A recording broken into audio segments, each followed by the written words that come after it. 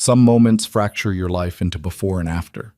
For Lena Hart, that moment came when she spotted her ex-boyfriend's predatory smile cutting through the strobing lights of Club Obsidian 6 months after she'd fled with nothing but bruises and terror. Trapped between the bar and his advancing silhouette, survival instinct overrode reason. She did the unthinkable. She sat on the lap of Adrian Moretti, the notorious kingpin whose name alone emptied rooms. One desperate choice, one dangerous man. What happened next would either save her life or end it in ways far worse than anything her ex could deliver. So, if you want to see how Lena's gamble plays out, stay until the end. Hit that like button and comment with your city so I can see how far this story travels. Now, let's begin. The bass thundered through Club Obsidian like a heartbeat, relentless, primal, drowning out rational thought. Lena Hart pressed herself against the polished mahogany bar, fingers wrapped around a vodka tonic she hadn't touched in 20 minutes. The ice had melted into submission, diluting the alcohol into something weak and forgettable, just like she needed to be tonight. Invisible. She'd gotten good at it over the past 6 months, keeping her head down, changing her hair from honey blonde to raven black, wearing clothes that swallowed her frame instead of highlighting it. She'd moved from Atlanta to Chicago, then to Philadelphia, each city offering temporary sanctuary before paranoia drove her forward again. New York was supposed to be different, big enough to disappear, crowded enough that one woman meant nothing, but she'd made a mistake. One goddamn mistake. She'd let herself relax, let herself believe that maybe, just maybe, Garrett had given up, that he'd found some other woman to control, to possess, to break down piece by piece until nothing remained but obedience and fear. The strobing lights painted the crowd in seizure-inducing flashes, blue, red, white, darkness, repeat. Bodies moved in synchronized chaos, arms raised, hips swaying, faces tilted toward the ceiling in chemical ecstasy. The DJ transitions were seamless, each track bleeding into the next without mercy or pause. Lena's fingers trembled against the glass. She'd seen him. Just a glimpse, maybe 30 seconds ago, but enough. That distinctive profile, sharp jaw, Roman nose that had been broken twice in bar fights he'd started and finished. The way he moved through crowds like Moses parting the Red Sea, shoulders back, entitled to every inch of space he claimed. Please be wrong. Please let it be someone else. But she knew better. 6 months running had sharpened her instincts into something animal and accurate. The back of her neck prickled with the certainty of being hunted. Another drink? The bartender appeared, young and pierced, eyebrow ring catching the light. Lena shook her head. She needed clarity, not courage from a bottle. Her eyes swept the club again, mapping exits like her life depended on it. Front entrance, too crowded, too obvious. Kitchen exit, probably locked from the inside, might trigger alarms. Bathroom window, she'd checked earlier, too small, bars on the outside. Fire exit near the VIP section. Her gaze drifted toward the roped-off area elevated above the main floor. Velvet barriers. Board security with earpieces. And behind them, a world Lena had never belonged to. Expensive suits, designer dresses that cost more than her monthly rent, champagne in buckets that probably ran 4 figures per bottle. The exit sign glowed red beyond them. If she could just... Well. The voice slithered across her skin like oil. Deep, familiar, carrying that particular tone that had once made her pulse quicken with anticipation and now only triggered nausea. Lena didn't turn around, couldn't, her body locked in place, every muscle rigid with the biology of terror. I've been looking everywhere for you, baby. Garrett stepped into her peripheral vision, positioning himself between her and the rest of the club. Strategic, calculated. He'd always been good at cutting off escape routes. He looked exactly the same, 6'2", broad-shouldered, with dark hair styled with too much product. Expensive cologne that couldn't quite mask the underlying scent of aggression. He wore designer jeans and a black button-down with the sleeves rolled up, revealing forearms corded with muscle and a tattoo of barbed wire encircling his left wrist. She'd once thought that tattoo was sexy. Now she understood it was a warning label she'd ignored. Not interested, Garrett. Her voice came out steadier than she expected. Small victory. Leave me alone. His smile was all teeth, no warmth. 6 months you've been running. 6 months you made me chase you across half the country. Do you have any idea how much money I've spent? How many investigators? That's not my problem. Everything about you is my problem. He stepped closer, and she caught the whiskey on his breath. Drunk enough to be volatile, sober enough to be dangerous. The worst combination. You're mine, Lena.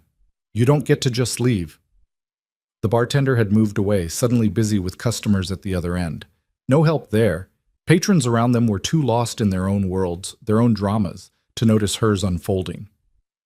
I left because you put me in the hospital. The words came out hard, factual.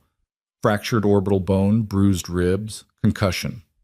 You made me do that.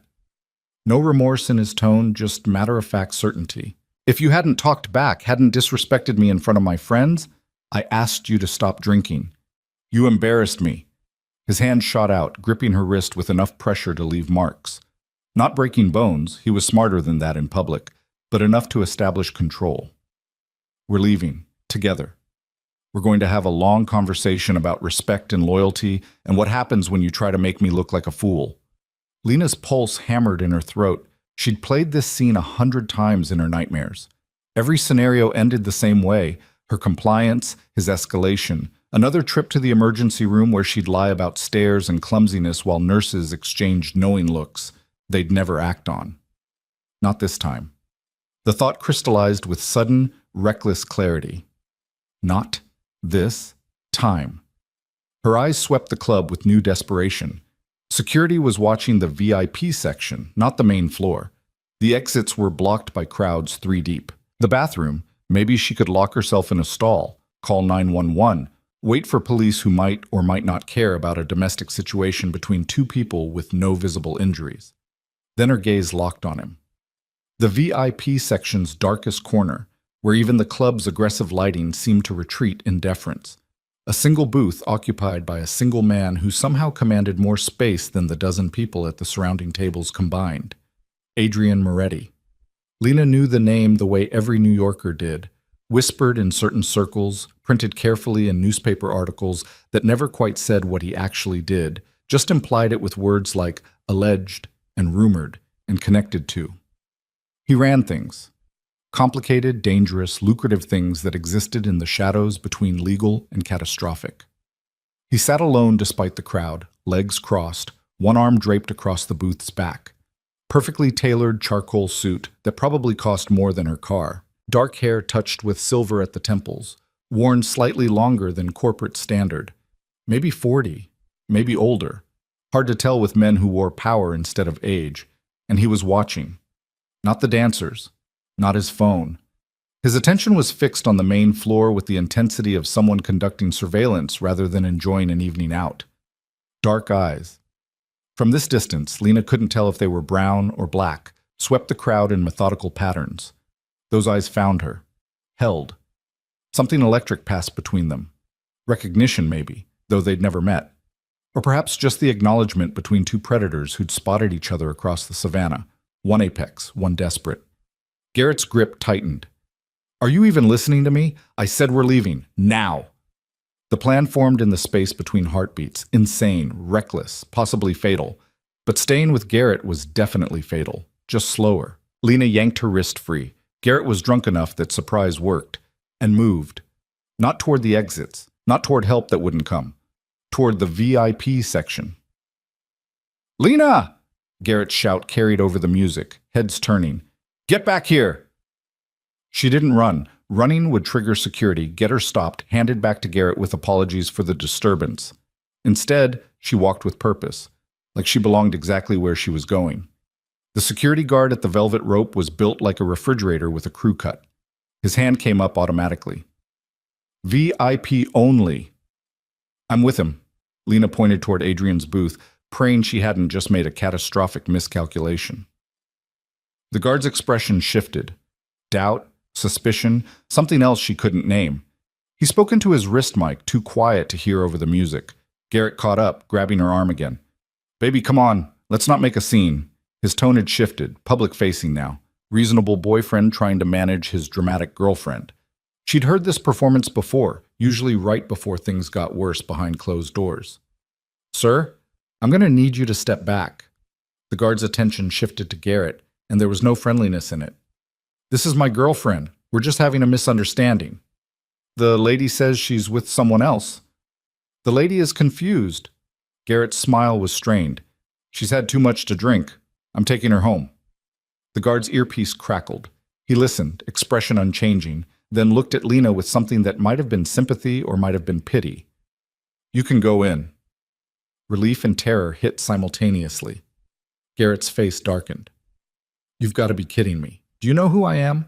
My father owns—" "I know exactly who your father is." The guard's tone could have frozen vodka. "And I know who owns this club. You want to make this a problem, we can absolutely do that. But I don't think you want that kind of attention." The threat hung in the air, unsubtle and effective. Garrett's jaw clenched, muscles jumping beneath skin. For a moment, Lena thought he might actually throw a punch. Consequences be damned. Then something shifted in his expression, recognition of waters too deep to navigate, drunk and angry. "This isn't over," he said, looking past the guard to Lena. "Not even close." Then he turned and disappeared into the crowd. Lena's knees nearly buckled with relief, but she locked them straight. She'd made it past the first obstacle. Now came the harder part. The guard unhooked the velvet rope. "Go ahead." The VIP section was a different world. Quieter, though the music still pounded through the floor. Climate controlled. She hadn't realized how hot the main floor was until cool air hit her sweat-dampened skin. The furniture was actual furniture, not the cheap tables and stools below. Crystal instead of glass. Bottles with labels she couldn't pronounce. And at the far end, in that darkest corner, Adrian Moretti waited. Lena forced herself to walk steadily across the space.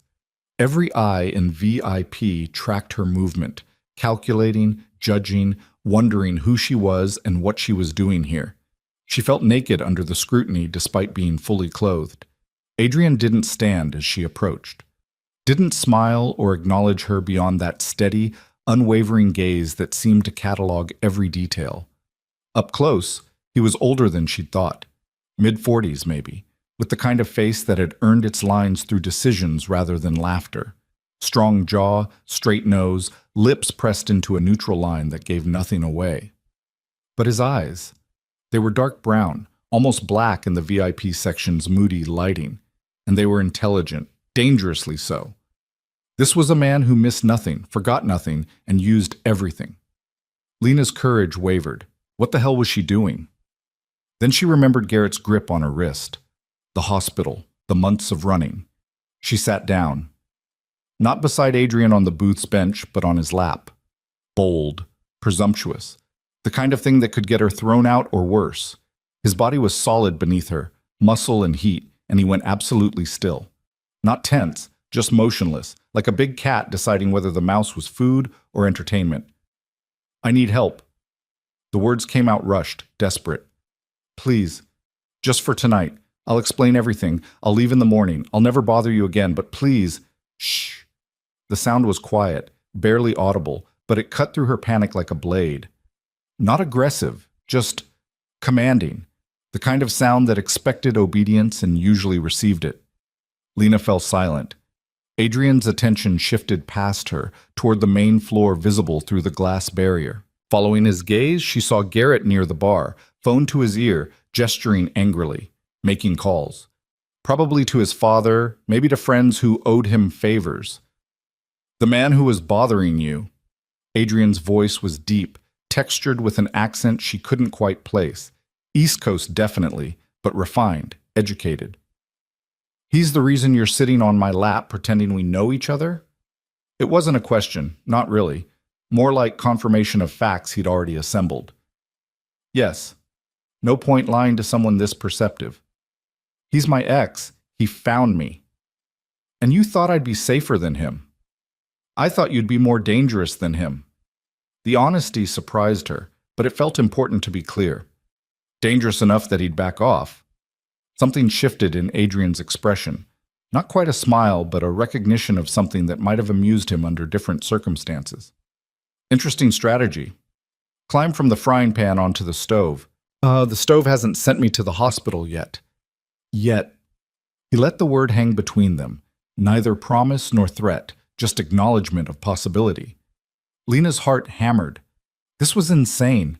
She was sitting on the lap of one of New York's most notorious criminals, asking for protection from an abusive ex-boyfriend, with no plan beyond the next 5 minutes. "What's your name?" Adrian asked. "Lena. Lena Hart." "And your ex?" "Garrett Morrison. His father owns Morrison Construction, big government contracts, union connections, thinks money solves everything." "Richard Morrison's son." Adrian's tone didn't change, but something flickered in his eyes. Not fear. Men like Adrian Moretti didn't fear construction company owners, but calculation. Spoiled, entitled, history of complaints that daddy makes disappear. Sound accurate? Very. "And you were with him because—" The question should have felt invasive, but his tone was genuinely curious, not judgmental. "Because I was 22 and stupid." Lena's throat tightened. "Because he was charming at first. Because by the time I realized what he was, I was too scared to leave. And when I finally did leave, I had to run because staying meant dying. Maybe not today, maybe not tomorrow, but eventually." Adrian studied her with an intensity that made her want to look away. But she held his gaze. Let him see the truth, the fear, the desperation. "You understand what you're asking?" His hand moved, settling on her waist with a possessiveness that was entirely for show, she hoped. "This club is mine. Everyone here knows it. If you stay on my lap, if I let you stay, it sends a message. You become associated with me. That protection comes with complications." "Worse than what I'm running from?" "Different." His thumb moved in small circles against her side, a gesture that could have been comforting or controlling or both. "Garrett Morrison can hurt you in private, in small ways, over time. The people I deal with work faster and permanently. If you're with me, you become a target for anyone who wants leverage. But they'd have to go through you first." They would. No false modesty, just fact. And that usually ends poorly for them. Lena swallowed hard. "How long?" "How long what?" "How long would I need to stay? For it to be convincing enough that Garrett backs off permanently?"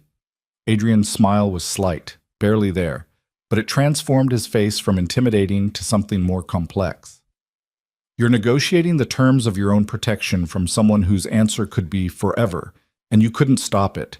That's either very brave or very stupid. Can it be both?" "Usually is." The silence stretched between them, filled with bass and distance conversation and the sound of her own pulse in her ears. Adrian was thinking. She could see it, weighing options and angles she couldn't begin to guess at. Finally, he spoke. "Here's what's going to happen. You're going to stay right where you are for the next hour. We're going to talk, laugh, look like this is exactly where you want to be. Then you're going to leave with me, my car, my driver, very public. Garrett will see it because I'll make sure he sees it. And then? Then you stay at one of my properties.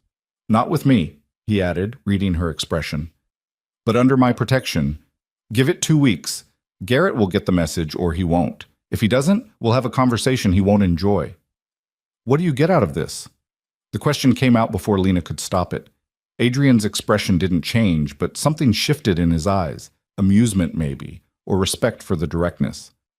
"Maybe I don't like men who put women in hospitals. Maybe I enjoy irritating Richard Morrison. Maybe I'm just bored and you're interesting. Does the motivation matter if the result is what you need?" "I guess not." "Then we have an agreement." His hand squeezed her waist once, gently. "But understand something, Lena Hart.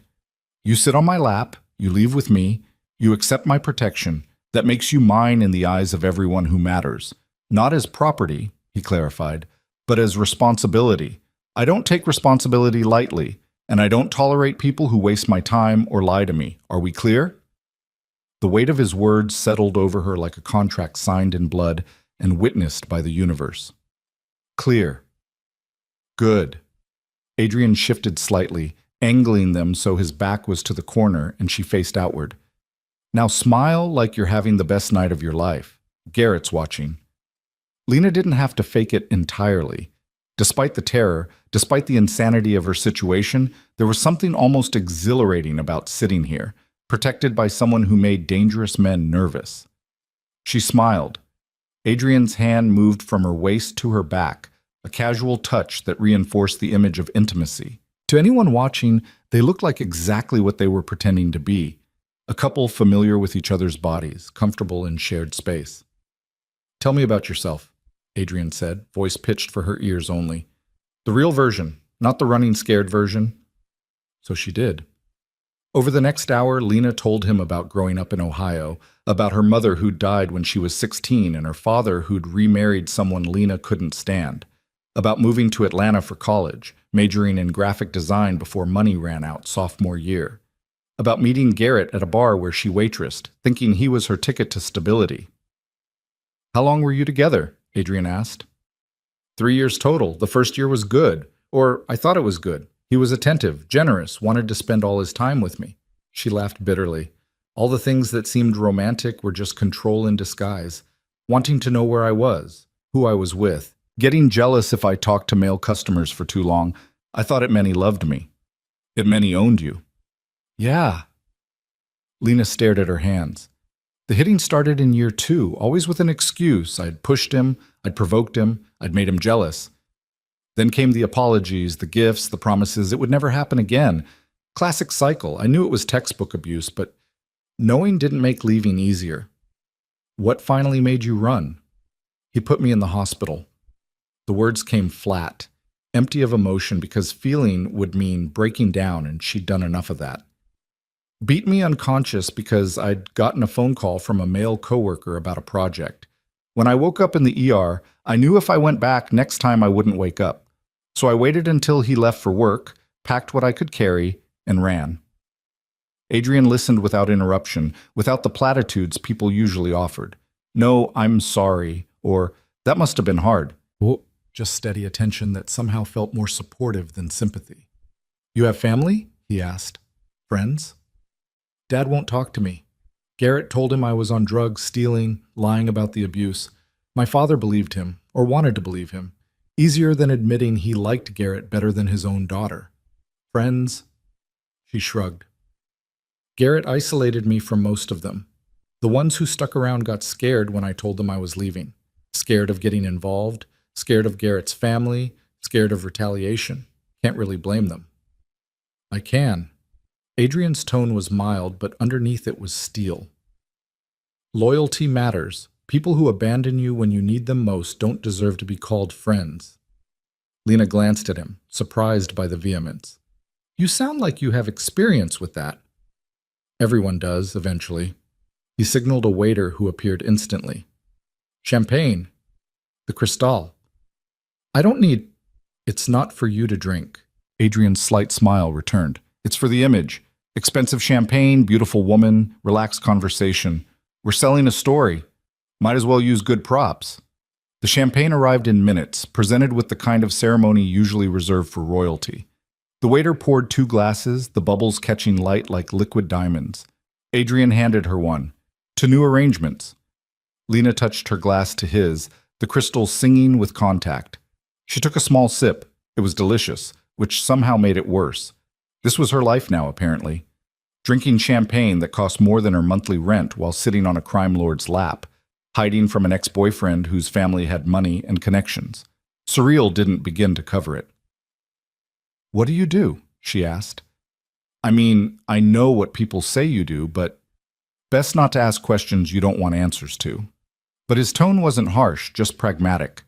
"Let's say I manage various business interests. Import, export, real estate, consulting, all very legitimate on paper. And off paper? Still best not to ask." "Fair enough." Lena looked out over the club, watching bodies move in pulsing waves. From up here, everything looked smaller, safer. The chaos was distant, controllable. "Do you see him?" Adrian asked. She didn't have to ask who. Her eyes found Garrett almost immediately, still at the bar, still on his phone, but now he was staring directly at their booth. Even from this distance, she could see the rage in his posture. "He looks angry." "Good. Anger makes people stupid. Stupid people make mistakes." Adrian's hand moved from her back to her hair, fingers threading through the dark strands in a gesture that looked intimate but felt clinical, calculated. "And when he makes his mistake, I'll be ready." The certainty in his voice should have scared her. Instead, it was almost comforting. They talked for another 20 minutes, the conversation flowing easier than Lena expected. Adrian asked about her design work, seemed genuinely interested when she described her abandoned projects. He was well-read, referenced books she'd loved, movies she'd seen, art she'd admired. Not what she'd expected from a man whose reputation was built on violence and intimidation. "You're surprised," he observed, "that I know who Frida Kahlo is." "Maybe a little. People are complicated. I can appreciate Kahlo's work and still break someone's arm if they cross me. The two aren't mutually exclusive." That's a disturbing sentence. It's an honest one. He checked his watch. Expensive, understated, the kind of luxury that didn't announce itself. Time to leave. Ready? No, not even close. But staying wasn't an option either. Ready? Adrian stood, helping her up with a hand that was surprisingly gentle. He was taller than she'd realized. 6'1", maybe, with the kind of presence that made the space around him feel charged. The walk through VIP was slow, deliberate. Adrian kept his hand on the small of her back, proprietary and unmistakable. People watched, some with curiosity, some with knowing smirks, some with expressions Lena couldn't read. The security guard who'd let her in nodded as they passed. "Sir, Miss." Down the stairs to the main floor, the music crashed over them like a wave. Adrian navigated through the crowd effortlessly, people parting without him asking. The kind of deference that came from reputation, not request. Lena caught glimpses of Garrett tracking their movement, phone still pressed to his ear, making more calls, planning something. "Ignore him," Adrian said, voice low enough only she could hear. Eyes forward. They exited through the front entrance, stepping into New York's nighttime heat. The line outside was 50 people deep, all hoping for entry into the packed club they'd just left. A black SUV sat at the curb, engine running, driver already out and opening the rear door. "After you," Adrian said. Lena climbed in, sliding across leather seats that probably cost more than her entire wardrobe. Adrian followed, the door closing with a solid, expensive thunk. The interior was spacious, climate-controlled, with tinted windows that turned the outside world into shadows. A privacy screen separated them from the driver. "Where are we going?" Lena asked as the SUV pulled into traffic. "Somewhere safe. Somewhere Garrett Morrison won't think to look and couldn't reach even if he did." Adrian settled into the seat, every line of his body radiating control. "You'll have your own room, your own space, security. No one in or out without my approval." "That sounds like a prison." "It's a cage, not a prison." His slight smile returned. "Cages keep things out. Prisons keep things in. You're free to leave whenever you want, though I'd strongly recommend against it for the next 2 weeks. The SUV merged onto a highway, the city blurring past. Lena watched the lights, the late-night traffic, the world continuing as if her entire existence hadn't just shifted on its axis. "Why are you helping me?" The question had been building since she had sat on his lap. The real reason. Adrian was quiet for a long moment, staring out his own window. When he spoke, his voice was different, not softer exactly, but less guarded. "My sister had a boyfriend once. Charming, successful, from a good family. Everything my parents wanted for her, except he had a temper. Started small, pushing, grabbing, verbal abuse. Then it escalated. By the time she asked for help, she had 3 broken ribs and a fractured jaw." Lena's breath caught. "What happened?" "My father was old school. Thought it was a family matter, that my sister should try harder to keep her man happy. My mother made excuses. I was 25, just starting to build my own reputation. So I paid the boyfriend a visit." Adrian's expression was carved from stone. He never touched her again. Never touched anyone again, actually. But the damage was done. My sister... He trailed off, jaw working. "Where is she now?" "Dead. Pills, officially. But we both know what it really was." The weight of his grief filled the SUV, heavy and old and permanent. "I'm sorry," Lena said, knowing the words were inadequate. "Don't be sorry. Just stay alive. Stay safe. Let me handle Garrett Morrison and his entitled father and anyone else who thinks money makes them untouchable."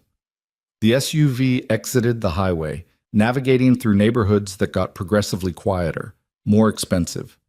Tree-lined streets gave way to buildings with doormen and security gates. They pulled up to a high-rise that screamed money, all glass and steel, with a lobby visible through floor-to-ceiling windows. The doorman rushed to open Adrian's door. "Mr. Moretti, good evening, sir." "James?" Adrian stepped out, extending a hand to help Lena. "Mrs. Hart will be staying in the penthouse guest suite. She's to have full access, anything she needs, complete discretion." "Of course, sir." James's expression revealed nothing. Not curiosity, not judgment, just professional acknowledgement. They rode the elevator in silence, rising through floors marked with single letters instead of numbers. The doors opened directly into a penthouse that took Lena's breath away. Floor-to-ceiling windows overlooked Manhattan, the city spreading out like a carpet of lights. Modern furniture that somehow managed to be both stylish and comfortable. Art on the walls that might have been original Rothkos and Pollocks. "The guest suite is through here." Adrian led her down a hallway, opening a door to reveal a bedroom larger than her last 3 apartments combined. King bed with hotel-quality linens. Ensuite bathroom with a tub that could fit 3 people. A walk-in closet, currently empty, but waiting. "I'll have clothes sent over tomorrow," Adrian said. "Your size?" "You don't have to." "Size?" Not a request. 6, medium tops, 7.5 shoes. He nodded, making a mental note. "Kitchen's stocked. Help yourself to anything. TV, internet, whatever you need. The door has a keypad. I'll give you the code. Only you, me, and James have it." "What about, if Garrett somehow finds this place, he won't get past the lobby. James's former Secret Service. The building has more security than most government facilities. You're safe here." Lena sank onto the bed, the mattress yielding like a cloud. "I don't know how to thank you." "Don't thank me yet. We have 2 weeks to see if Garrett gets smart or gets stupid." "My money's on stupid." Adrian moved toward the door, then paused. "One rule, you don't leave without telling me. Not to the corner store, not to meet a friend, nowhere. Your safety depends on predictability. Understand?" "Understood." "Good. Get some rest. Tomorrow we'll discuss next steps." He left, the door closing with a soft click. Alone for the first time in hours, Lena let herself feel it, the fear, the relief, the absolute insanity of her new situation. She was in a penthouse owned by a criminal, under the protection of a man whose very name made people nervous, hiding from an ex-boyfriend who would absolutely not take this lying down. But she was also safe. For the first time in 6 months, she could breathe without looking over her shoulder. Lena stood, walking to the window. Manhattan glittered below, millions of lives intersecting and diverging in patterns too complex to track.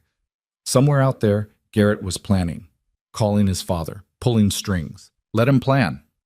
She jumped from the frying pan onto the stove, just like Adrian said. But maybe, just maybe, she'd finally found somewhere hot enough to forge her into something stronger than what she'd been. Something Garrett Morrison couldn't break.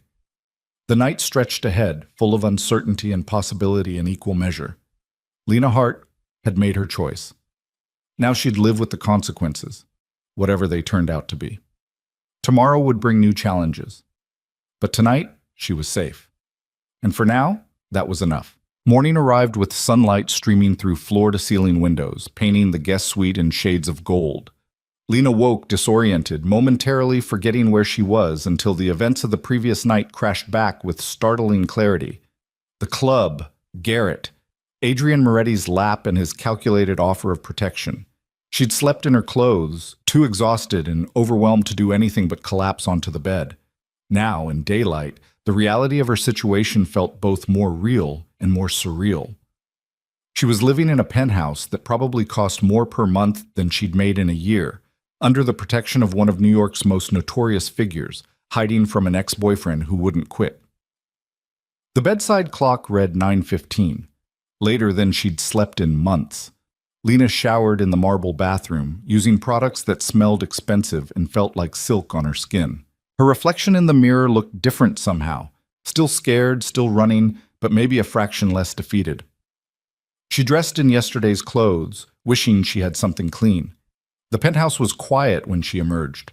Sunlight flooded the open-concept living space, highlighting art that definitely belonged in museums and furniture that belonged in design magazines. The kitchen gleamed with stainless steel and granite, everything top of the line and barely used. She found coffee, real beans, expensive brand, and figured out the machine after a few minutes of experimentation. The first sip was heaven, rich and strong and exactly what she needed. "Good morning." Lena nearly dropped her mug. Adrian stood in the hallway entrance, dressed in charcoal slacks and a white dress shirt with the sleeves rolled to his forearms, reading glasses perched on his nose, and he held what looked like a newspaper, actual paper, not a tablet. "I didn't hear you come in," she said. "I didn't leave. My bedroom's on the other side of the penthouse." He folded the newspaper, removing his glasses. "You slept well?" "Better than I have in months, actually." "Good." He moved to the coffee machine, pouring his own cup with the ease of routine. "We need to talk about the immediate future. How much Garrett knows, what resources he has access to, what his likely next moves are." Lena settled onto one of the bar stools at the kitchen island. "He knows I was in New York as of last night. He probably has people watching my old apartment, though I gave that up 3 weeks ago when I couldn't make rent." "Where were you staying?" "Shelter in Queens, women's shelter, no men allowed, security at the door. I felt safe there, but I couldn't stay forever. Was looking for work, saving money, planning my next move when..." She gestured vaguely. "Last night happened." Adrian leaned against the counter, coffee cup in hand, every inch the businessman despite the dangerous reputation. "Garrett's father, Richard Morrison. Tell me about their relationship." "Toxic. Richard's a bully who raised a bully. Everything's about the Morrison name, Morrison legacy, Morrison power. Garrett's his only son, 2 younger sisters who basically don't exist as far as Richard's concerned. All the pressure, all the expectations, all focused on Garrett, who crumbles under pressure by controlling what he can. You." "Exactly." Lena wrapped both hands around her mug, seeking warmth despite the temperature-controlled apartment. "Richard knows about the abuse. Has to. He's paid off cops, paid medical bills, made complaints disappear, but he sees it as Garrett being a man, taking charge of his household. Old-school misogyny dressed up as traditional values. Money makes people think they're immune to consequences. Does it?" The question came out sharper than intended. "Seems to work pretty well for people like you, too." Adrian's expression didn't change, but something flickered in his eyes. Respect, maybe, for the directness. "Fair point. Difference is, I know exactly what I am and don't pretend otherwise. Richard Morrison thinks his construction empire and political connections make him respectable. They don't. They just make him rich." A phone buzzed. Adrian pulled it from his pocket, glanced at the screen, and his jaw tightened fractionally. "Problem?" Lena asked. "Information." He tapped out a quick response, then pocketed the phone. "Garrett filed a missing persons report this morning. Claims you're mentally unstable, possibly a danger to yourself, that he's worried for your safety." Rage flared hot in Lena's chest. "Of course he did. It's the perfect play. Now, if anyone sees me, they'll call him thinking they're helping. And if I try to get help from police, they'll have his report on file painting me as crazy. It won't work." "How can you be so sure?" "Because I'm going to make a call of my own." Adrian pulled out his phone again, this time actually dialing. "Yes, Detective Reeves, please tell him it's Adrian Moretti regarding the Morrison missing person report. I'll wait." He put the phone on speaker, setting it on the counter between them. A male voice came through moments later, cautious and professional. "Mr. Moretti, what can I do for you?" "The missing person report filed this morning by Garrett Morrison, regarding Lena Hart." "I'm familiar with it." "You can close it. Miss Hart is safe, of her own free will, and wishes no contact with Mr. Morrison due to his documented history of domestic violence." Silence on the other end. Then carefully, "Does Ms. Hart wish to file charges?" Adrian looked at Lena, eyebrow raised in question. She shook her head. Filing charges meant court appearances, facing Garrett directly, his lawyers tearing apart her credibility. She'd been through it before with the hospital visit. The case went nowhere, buried under Morrison money and influence. "Not at this time," Adrian said, "but the missing person report is false and should be noted as such. I'll make sure the file reflects that Ms. Hart has been located and is safe." The detective's tone suggested he was walking a careful line between two powerful men. Anything else? That's all. Thank you, detective. The call ended. Adrian pocketed his phone and returned his attention to Lena. That buys you some time. Garrett can't use police to find you now. But he can use private investigators, his father's connections, security companies that don't ask too many questions. Let him try. Adrian's confidence was absolute. This building is a fortress, and you won't be here alone. I'm arranging security. I don't need a babysitter. You need someone who can shoot back if Garrett gets creative. He said it matter-of-factly, like discussing weather. Her name is Maya Chen, former military, current head of my personal security team. She'll stay in the second guest room, give you space, but be available if needed. Lena wanted to argue, to insist she could take care of herself, but the truth was she couldn't, not against Garrett's resources, not against his father's money and connections. Okay, she said quietly. Smart. Adrian checked his watch. I have a meeting in an hour. Maya will be here by noon with clothes for you. In the meantime, make yourself at home. The code for your room is 4729. Memorize it. Don't write it down. 4729. Got it. He moved toward the hallway, then paused. Lena, you asked last night why I'm helping you. The answer I gave was true, but incomplete. You sat on my lap in a room full of people who watch my every move. That took either desperation or courage, and I'm betting on both. I respect that. So yes, this started as me evening a score with Richard Morrison. But now it's about making sure someone brave enough to ask for help actually gets it. Before she could respond, he was gone, leaving her alone with expensive coffee and complicated thoughts. The morning passed slowly. Lena explored the penthouse cautiously, feeling like an intruder despite Adrian's invitation to make herself at home. The living room held a sound system that probably cost more than a car. The terrace offered 360 views of Manhattan, the city sprawling in every direction. His office, door slightly ajar, contained floor-to-ceiling bookshelves and a desk that looked antique and priceless. She didn't go into his bedroom. Some boundaries felt important to maintain. At 11:45, the elevator chimed. Lena tensed, then remembered the security. No one could access this floor without authorization. The woman who stepped out was petite, Asian, maybe 35, with short black hair and the kind of posture that screamed military training. She wore tactical pants and a fitted black shirt with the equipment belt that probably held weapons Lena didn't want to think about. Lena Hart? Her voice was crisp, professional. That's me. Maya Chen, Mr. Moretti briefed me on your situation. She set down 3 large shopping bags from stores Lena recognized as expensive. I brought clothes, basics, some options, guessed at style based on what you're wearing. If I got it wrong, we can exchange. You didn't have to. Mr. Moretti's orders. And between you and me, he's particular about presentation. You're under his protection, which means you represent him now. Image matters. It should have felt insulting, being treated like a dress-up doll. But Maya's tone held no judgment, just pragmatic assessment of their reality. Lena rifled through the bags, jeans that fit perfectly, soft t-shirts, a leather jacket that must have cost a fortune, comfortable shoes and heels, undergarments in her exact size, even pajamas, toiletries, makeup. How did you know all my sizes? Maya's slight smile held secrets. I'm very good at my job. Over the next hour, Maya did a security sweep of the penthouse, checking windows, testing locks, examining sight lines from neighboring buildings. She was thorough, professional, and completely uninterested in small talk. Finally, she returned to the living room where Lena sat pretending to read a magazine. Building security is solid. Windows are bulletproof glass. Only 3 access points to this floor: elevator, fire stairs, and roof access. All monitored, all controlled. You're safe here. What about when I leave? Do you need to leave? I can't stay locked in here forever. Maya settled into a chair, relaxed but alert.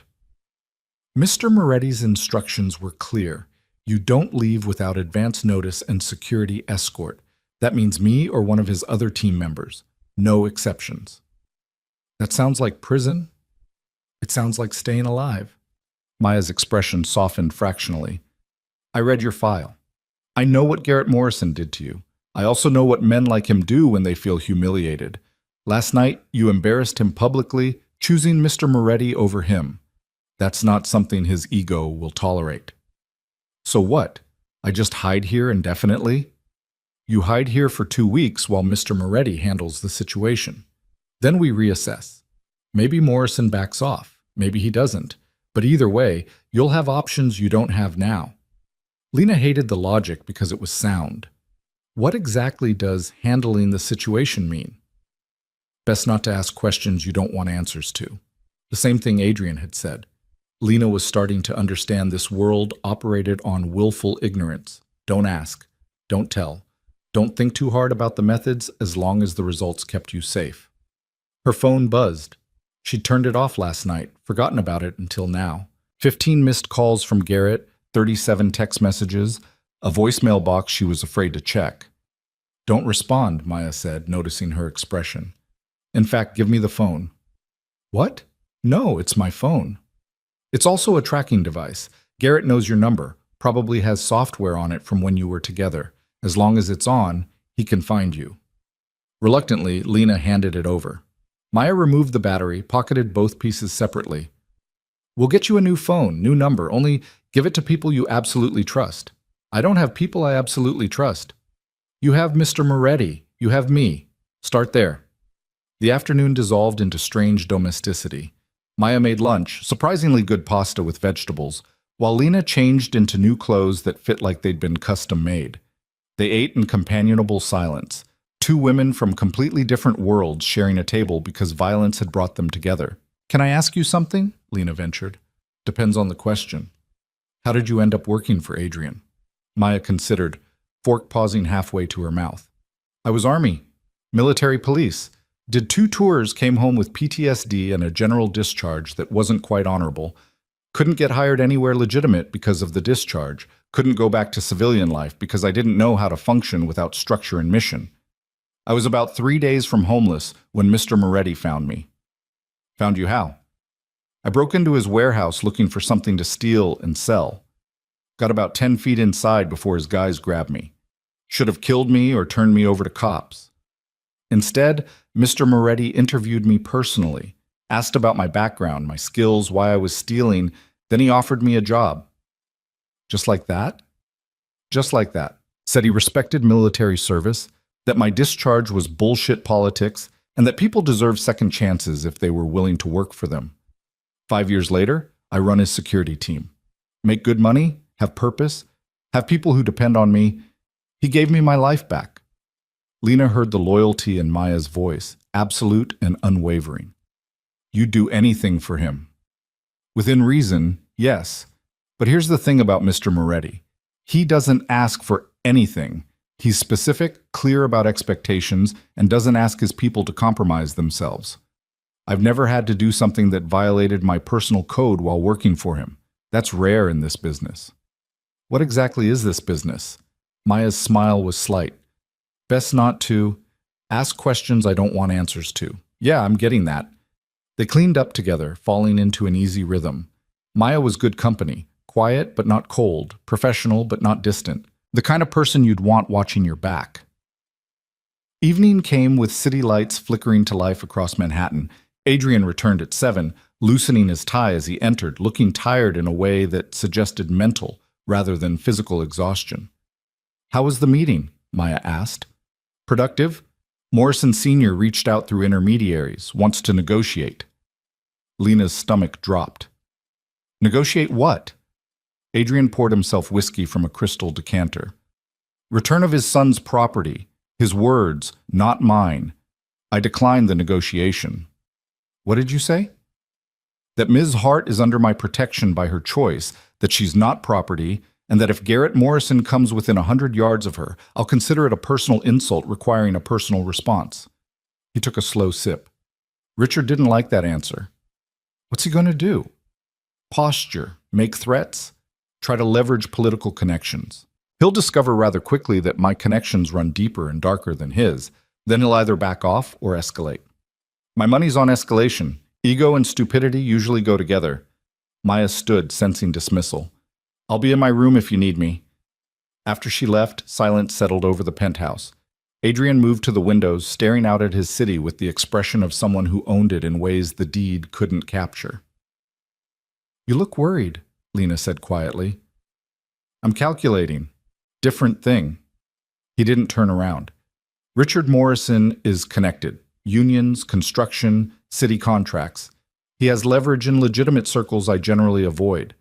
If he pushes hard enough, causes enough noise, it could complicate my operations. So you're regretting helping me? No. He finally faced her, expression serious. I'm planning for complications. That's not regret. That's strategy. You're under my protection until this resolves. That doesn't change regardless of how inconvenient it becomes. Why? The question burst out before she could stop it. Why does my protection matter more than your business? Adrian was quiet for a long moment, swirling whiskey in his glass. Because business is about money and power. Protection is about principle. And I've learned the hard way that if you compromise your principles for convenience, you lose the only thing that makes power worth having. Your sister. My sister. Among others. He finished his whiskey, set down the glass with careful precision. Have you eaten? Maya made lunch. Then let me make dinner. I assume you like Italian? The domesticity of the offer jarred against everything else. You cook? I'm full of surprises. His slight smile returned, transforming his face. Come on, if we're going to spend 2 weeks in close quarters, we might as well be civilized about it. The kitchen became unexpectedly warm as Adrian moved through it with confident familiarity. He assembled ingredients, fresh pasta, tomatoes, basil, garlic, and set to work with the focus he probably brought to everything. You really cook, Lena said, watching him dice garlic with professional precision. My mother insisted all her children know how to feed themselves. Said depending on others for basic needs was weakness. His hands moved steadily, muscle memory guiding the knife. She was right about a lot of things. Wrong about others, but right about self-sufficiency. She's still alive? Yes. Retired to Sicily, refuses to speak to me because of my career choices. Sends a card every Christmas with Bible verses about redemption. No bitterness in his tone, just acceptance. We all make our choices. Do you regret yours? Adrian paused, considering. I regret the necessity of them. I don't regret the execution. This world, my world, has rules. Harsh ones, but clear. You keep your word, protect your people, punish betrayal, reward loyalty. It's simpler than the legitimate world where people smile while stabbing you in the back. That's a cynical view. It's an experienced one. He started the sauce, olive oil shimmering in a heated pan. You've met Garrett Morrison. Respectable family, legitimate business, all the right connections. And he beat you unconscious. Tell me which world is more honest, mine where violence is acknowledged, or his where it's hidden behind closed doors and polite smiles. Lena had no answer to that. They ate at the dining table, Adrian serving pasta that rivaled anything she'd had in restaurants. The conversation flowed easier than it should have between a crime lord and the woman he was protecting. They talked about books, movies, the city, carefully avoiding topics that cut too close. What will you do? Adrian asked eventually. After this is resolved. After Garrett's no longer a threat. I don't know. I haven't thought that far ahead in months, just focused on surviving day to day. You have design skills. Why not use them? Because I haven't worked in 3 years. My portfolio is outdated, my references are from a life I can't go back to, and my work history has a giant gap I can't explain without admitting I was running from an abusive ex. So lie. Say you were traveling, freelancing, taking care of a sick relative. The world doesn't need your truth, Lena. It just needs a story it can accept. The pragmatism was almost shocking.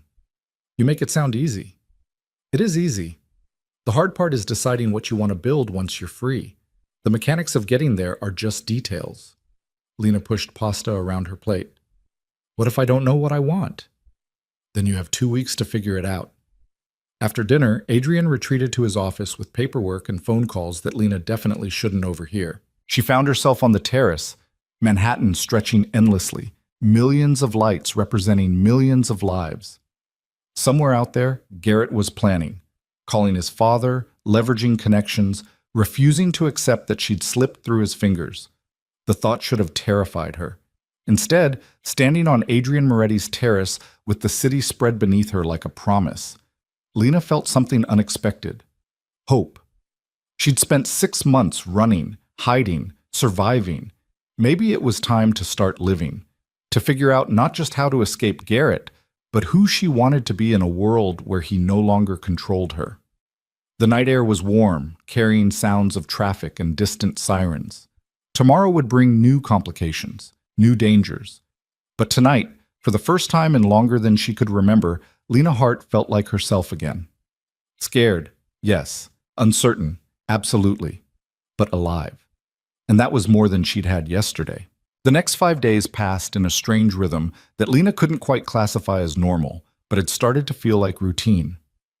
Mornings began with coffee and silence, Adrian already awake and working before she emerged from her room. Maya appeared like clockwork at 8, running security checks and providing quiet companionship that Lena had started to appreciate more than she'd expected. Evenings meant dinner, sometimes takeout, sometimes Adrian cooking with that focused intensity he brought to everything, and conversations that ranged from superficial to surprisingly deep.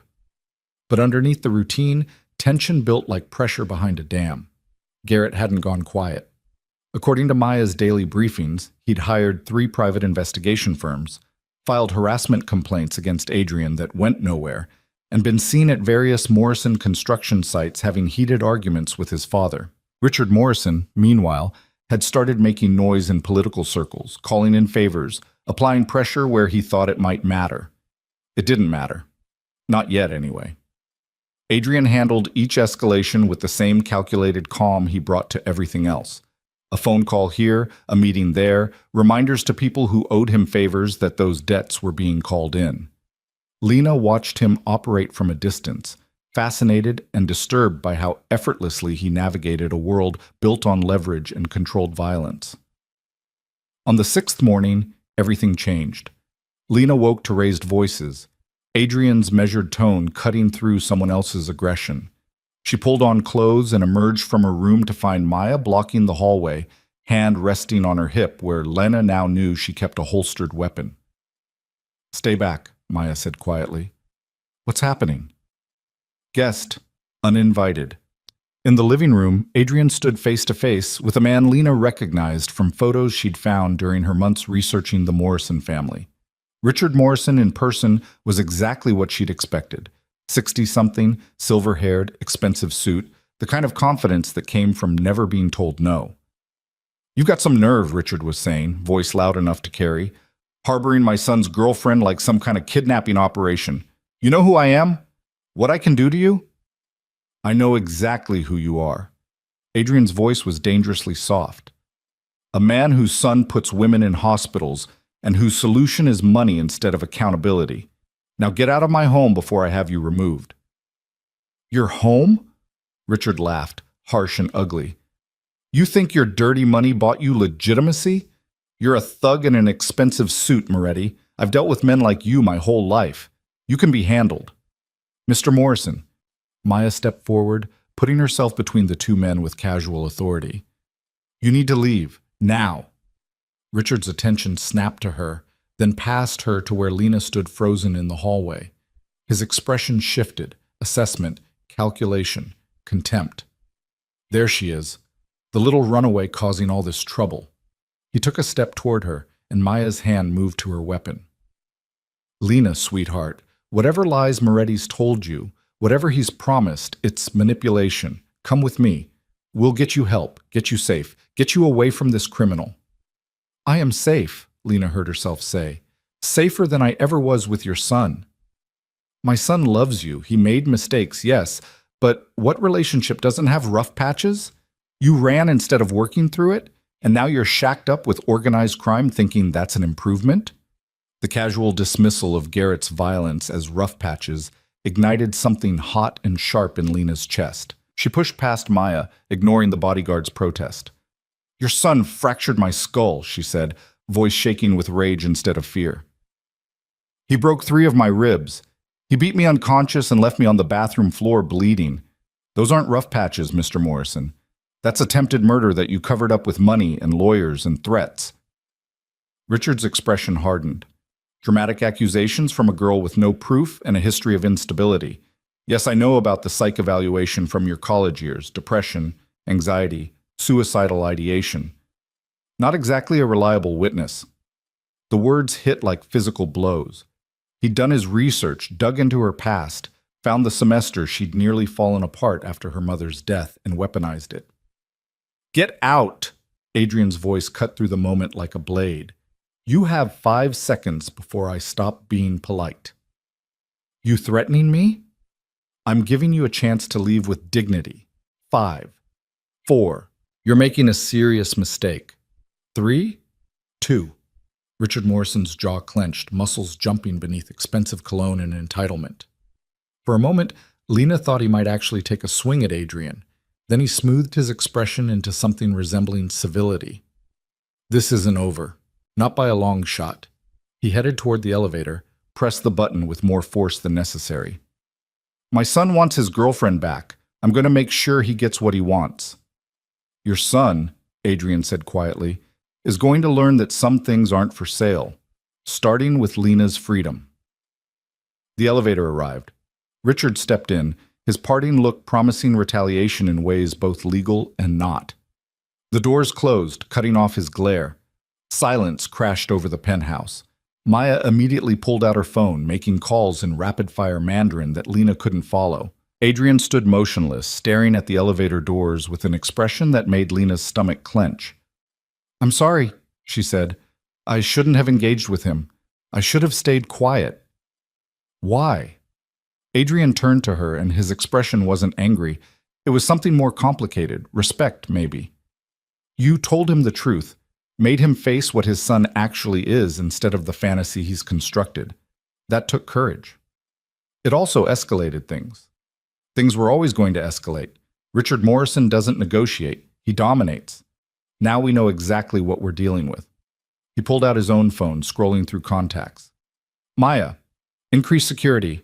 I want eyes on every entrance, cameras checked hourly, and a rotation schedule that ensures someone's always alert. Richard knowing this address means Garrett knows it too. Already on it, Maya confirmed. Carlos and Jin are en route. Full lockdown protocol until further notice. Lena's hands were shaking. She clasped them together, trying to force stillness through will alone. He knew about my psych evaluation. From college. How did he even find that? Money buys access to things that should be private. Adrian's tone was matter-of-fact. Medical records, school transcripts, employment history. If it exists in a database somewhere, Richard Morrison can buy it. So he'll use it against me. Paint me as crazy, unstable, unreliable, classic abuser tactic. Only works if people believe him. Adrian moved to the windows, the morning light harsh against his profile. Richard operates in legitimate circles where reputation matters more than truth. I operate in circles where actions speak louder than paperwork. He can say whatever he wants, won't change the facts. The certainty in his voice should have been comforting. Instead, it highlighted how completely her safety now depended on someone she'd known less than a week, someone whose methods she didn't fully understand and probably wouldn't approve of if she did. What's the plan? She asked. The plan is you stay here, stay safe, and let me handle Richard Morrison and his entitled son. Adrian's phone buzzed. He glanced at it, jaw tightening. And it seems the handling needs to happen sooner than expected. What do you mean? Garrett just posted bail for 3 men with assault records, former military, dishonorable discharges, currently employed by Morrison Construction in vague security roles. He showed her the phone, police booking photos of 3 hard-looking men with dead eyes. This is preparation for something violent, Maya swore in Mandarin. He's hiring muscle. Appears so. Question is whether he's stupid enough to try something direct or smart enough to use them as intimidation. My money's on stupid, Maya said. Rich boys who've never faced real consequences usually are. Adrian made 3 phone calls in rapid succession, speaking in careful code that Lena couldn't fully decipher, but understood the general meaning. He was mobilizing his own people, preparing for whatever Garrett had planned. The penthouse transformed over the next hour. 2 more security personnel arrived. Carlos, a stocky Hispanic man with gang tattoos barely visible under his collar, and Jin, a quiet Korean woman who moved like liquid danger. They set up equipment, checked sight lines, established communication protocols with military precision. Lena felt simultaneously protected and trapped. "You should eat something," Maya said, appearing at her elbow with a protein bar. "Adrenaline crash is real. Keep your blood sugar up." "I'm not hungry." Wasn't a request. Eat. Lena ate, the protein bar tasting like cardboard and necessity. Through the windows, Manhattan continued its daily rhythm. Millions of people going about their lives unaware that in this penthouse, lines were being drawn for a confrontation that could turn violent at any moment. Adrian emerged from his office at noon, having spent 3 hours on calls and computer work Lena wasn't privy to. He looked tired but satisfied, the expression of someone who just moved important pieces on a board only he could see. "Richard Morrison just lost his biggest city contract," he announced. "Seems some irregularities were discovered in his billing practices. Very unfortunate timing." Maya's smile was sharp. "Amazing how those irregularities appear right when you need them." "I thought you operated differently than Richard," Lena said. "You said legitimate circles weren't your thing. They're not. But I know people who exist in those circles, people who owe me favors, people who are happy to apply legitimate pressure for illegitimate reasons." Miss Adrian poured coffee, his movements controlled and deliberate. "Richard wants to play power games. We'll play. He'll discover rather quickly that he's outmatched." "And Garrett?" "Garrett's 3 hired thugs had their bail revoked an hour ago. New evidence surfaced about violation of release terms. They're back in holding pending trial that's been expedited to next month." His expression was neutral, but Lena heard the satisfaction underneath. "Garrett's now short his muscle and running out of options. You're backing him into a corner. I'm removing his advantages until the corner is all he has left.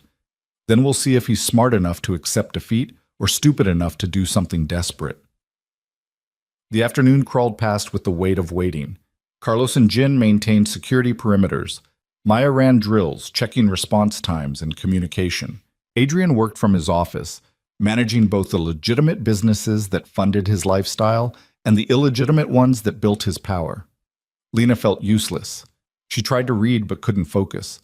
Attempted to sketch designs on a tablet Maya had provided, but creativity died under stress.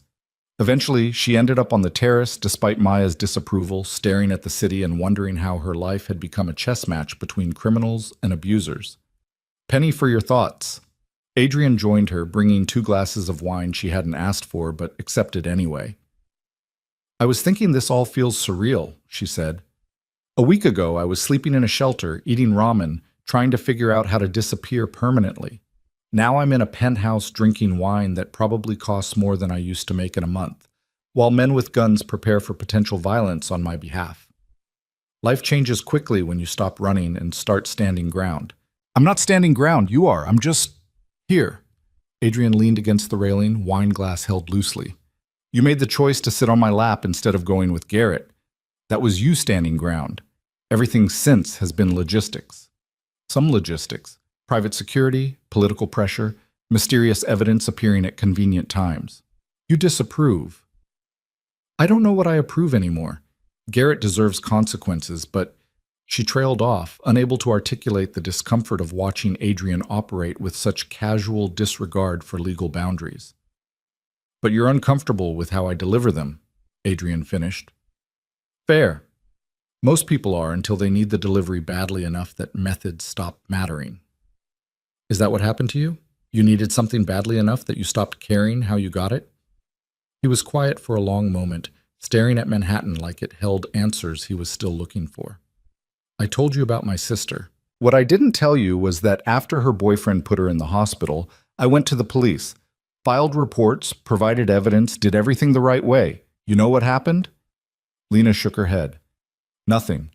Absolutely nothing. The boyfriend's family had connections. Charges were dropped. My sister was treated like she'd provoked it, like she was equally responsible. The system failed her completely, so I handled it myself. And when I saw how much more effective that was than trusting institutions designed to protect the wealthy and powerful instead of the vulnerable, I stopped playing by rules that were rigged against people like my sister." "What happened to the boyfriend?" He's alive, if that's what you're asking. But he'll never hit another woman. Can't swing a fist when both hands are broken in 17 places. The casual admission should have horrified her. Instead, Lena felt something darker, satisfaction. The system had failed her too. Police reports that she went nowhere. Hospital staff who saw the truth but couldn't or wouldn't act. A justice system that favored Morrison money over her fractured bones. I should be disturbed by that, she said quietly. Should be and aren't the same thing. They stood in comfortable silence, drinking expensive wine, while the sun tracked west, painting the city in shades of amber and gold. Below, life continued, traffic snarling and flowing, people rushing to appointments and relationships and lives that had nothing to do with the drama unfolding 40 stories above.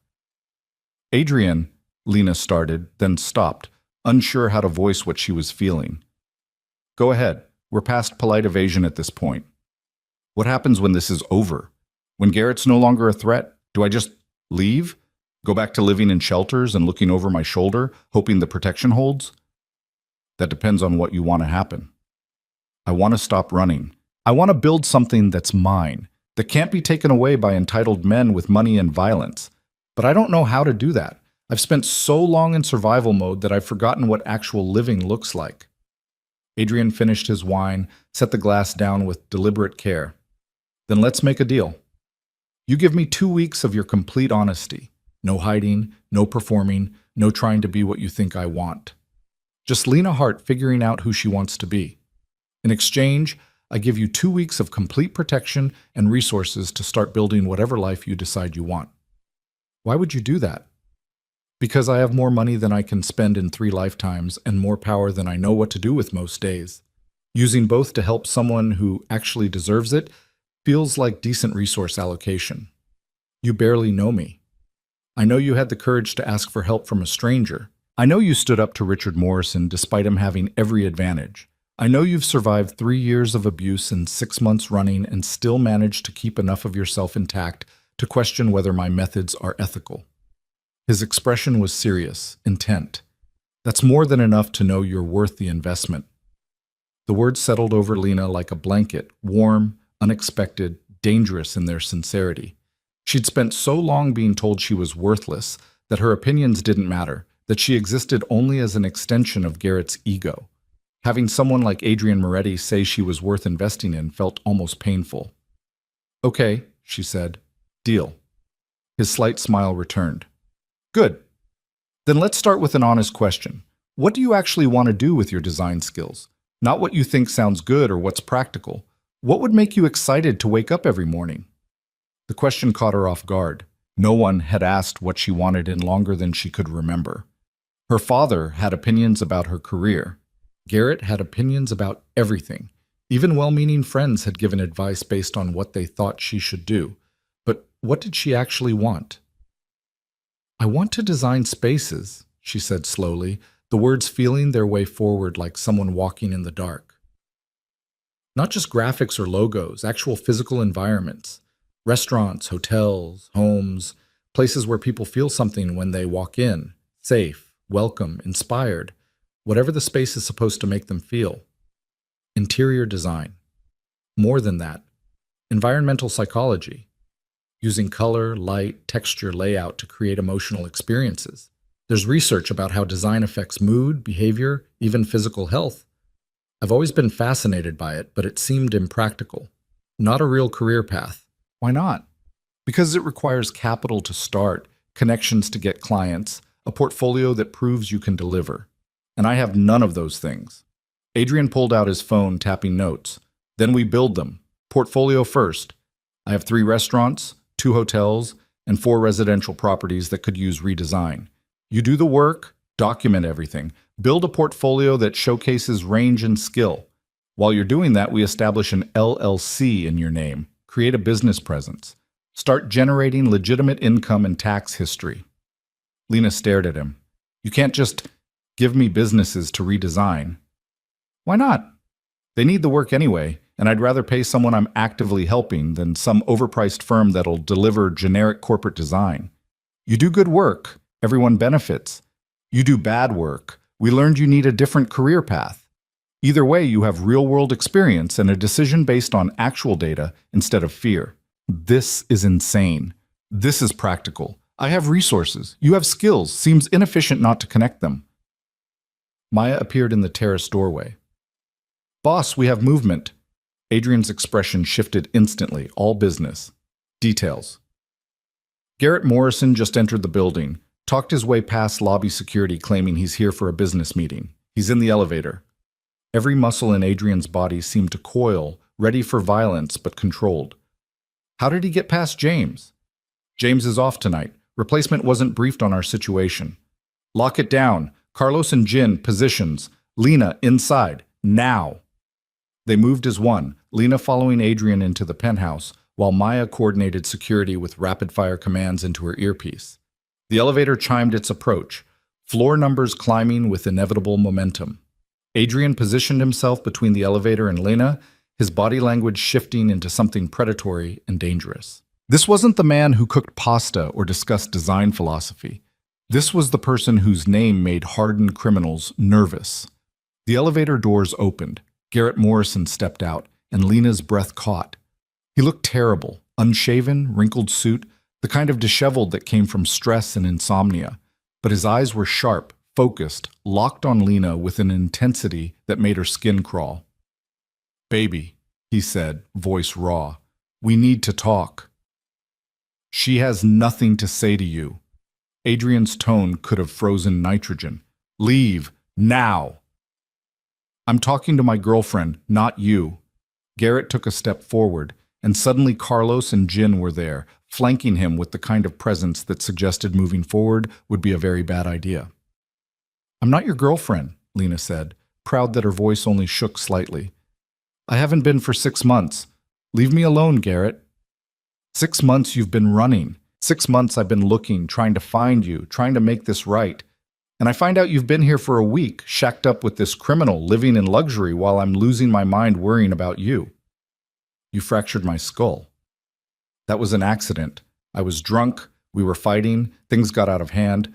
I never meant to hurt you like that. You meant it every other time. Lena felt Adrian's presence at her back, solid and steady. Every slap, every punch, every time you shoved me into walls or locked me in rooms, you meant all of it, Garrett, and I'm done pretending you didn't. Garrett's expression crumpled, tears actually welling in his eyes. The performance was Oscar-worthy. Wounded boyfriend confronting his unstable ex, trying to salvage a relationship she'd destroyed through her irrational fears. "Lena, please. I love you. I made mistakes, terrible mistakes, but I'm getting help. Therapy, anger management, everything you asked for. Just come home. We can work through this together." "No." "You'd rather be here? With him?" Garrett's attention snapped to Adrian, and the tears evaporated, replaced by pure hatred. "You know what he is? What he does? He's a criminal, Lena. He kills people, runs drugs, runs guns, runs every illegal operation in this city. And you think that's safer than coming home with me?" "Yes." The word came out clear, certain. "I'd rather be protected by someone who's honest about what he is than abused by someone who pretends to be something he's not." The blow landed.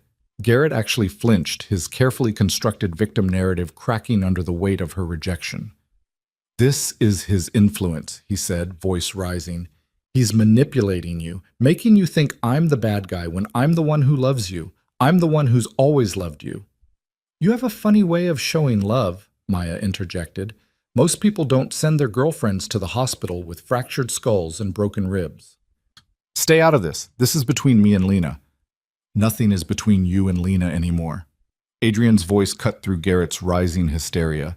"She's made her choice. You need to accept that and move on before this situation becomes something you can't walk away from." "Are you threatening me?" "I'm advising you. There's a difference." Adrian's expression was carved from stone. "You have 10 seconds to get back in that elevator. After that, my security will escort you out in a manner you won't enjoy." Garrett's hands clenched into fists. For a moment, Lena thought he might actually throw a punch, might force a physical confrontation that would end with him bleeding on expensive marble. Then something shifted in his expression. Calculation, retreat, regrouping. "Fine," he said. "But this isn't over, Lena. You hear me? Not over. You're mine. You'll always be mine, and sooner or later, you'll remember that. He stepped back into the elevator, hitting the button with enough force to make the panel crack. The doors closed on his face, twisted with rage, and something else Lena recognized from their years together. Obsession. The penthouse exhaled collectively. Maya immediately got on her phone, arranging for building security to be briefed and Garrett to be added to a permanent no-entry list. Carlos and Jin returned to their positions, adrenaline slowly fading. Adrian turned to Lena, and his expression had softened back into something almost gentle. "You okay?" "I don't know." Her hands were shaking again. He looked obsessed, yeah. Adrian guided her to the couch, sat beside her. "That's more dangerous than angry. Angry burns out. Obsession builds. What do we do?" "What I should have done from the beginning. We end this. Permanently." The weight of those words hung in the air like a promise and a threat combined. Lena met Adrian's eyes, saw the determination there, the absolute certainty that Garrett Morrison's reign of terror was about to come to a very final end. And despite everything she'd been raised to believe about violence and justice and the right way to handle conflict, all she felt was relief. The relief didn't last. It transformed into something heavier as the reality of Adrian's words settled over the penthouse. Ending things permanently could mean many things, and Lana wasn't naive enough to believe they were all legal or bloodless. "What does that mean exactly?" she asked. "Ending this permanently." Adrian stood, moving to the windows with that restless energy she'd started to recognize as his planning mode. "It means we remove Garrett's ability to threaten you, not physically," he added, reading her expression. "I'm not planning to kill him, if that's what you're thinking, but there are other ways to neutralize someone." "I'm listening." "Garrett's power comes from 3 sources: his father's money, his father's connections, and the fear those create in people who might otherwise stand against him. We've already started dismantling the first 2. Richard lost his biggest city contract this morning. By tomorrow, 3 more will have discovered irregularities that require immediate investigation. His political connections are being reminded that association with Morrison Construction might become inconvenient. Maya joined them, tablet in hand. We've also compiled a comprehensive file on Garrett. Every complaint that was buried, every payoff Richard made to make problems disappear, medical records from 3 different women he sent to hospitals over the past 7 years. It's damning. 3 different women? Lena's stomach turned. "I wasn't the first." "You weren't even the second," Maya said gently. "The first was in college. Fractured collarbone, broken nose. Her family accepted a settlement with an NDA. The second was 2 years before you. Concussion, dislocated shoulder, also settled with Morrison money and legal threats." The knowledge hit like a physical blow. Garrett had done this before, multiple times, and gotten away with it because Richard Morrison's money made inconvenient truths disappear. "Where did you get this information?" Lena asked. "Hospital records are supposed to be private," Maya said with a slight smile, "but everything digital can be accessed if you know the right people. And Mr. Moretti knows all the right people." Adrian turned from the window. "Here's what's going to happen. Tomorrow night, Richard Morrison is hosting a charity gala at the plaza. Big event, important donors, city officials, media coverage. He uses it every year to reinforce his image as a philanthropic pillar of the community. And we're going to ruin it," Lena guessed. "We're going to give him a choice. Either he publicly distances himself from Garrett, cuts him off financially, and ensures his son gets the professional help he desperately needs, or we release the file. Every buried complaint, every payoff, every woman his son brutalized while Richard covered it up. Let the media and the district attorney's office decide what happens next. That's blackmail. That's leverage. And before you object on moral grounds, remember that every day Richard enables Garrett is another day some other woman might end up in a hospital, or worse." Adrian's expression was serious. "I'm not doing this just for you anymore, Lena.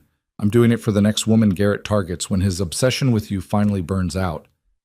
The logic was sound even if the methods made her uncomfortable. "And if Richard refuses? If he calls your bluff?" "It's not a bluff. We release the file, let the consequences play out. Richard Morrison might survive the scandal. His business might even recover eventually. But Garrett won't. Not with a paper trail that detailed and that damning. He'll face actual charges from a DA's office that can't ignore evidence that public.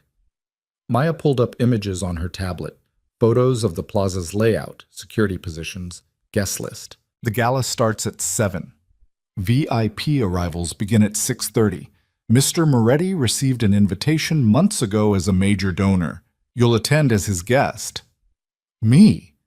Lena's pulse quickened. Why do I need to be there? Because Richard needs to see you, Adrian said. Needs to see that you're not broken, not hiding, not the traumatized victim he's probably imagining. You show up looking confident, successful, protected. It reinforces that his son lost and we won. That kind of public defeat hits men like Richard harder than threats. I don't have anything to wear to a plaza gala. Already handled. Maya gestured toward the hallway. Dress is being delivered in an hour. Hair and makeup team arrives at 4 tomorrow. You'll look exactly like someone who belongs at Adrian Moretti's side. The casual efficiency of it all was almost overwhelming. They'd planned this, probably since Garrett's visit, maybe even before. Every detail mapped out, every contingency prepared for. What if I don't want to go?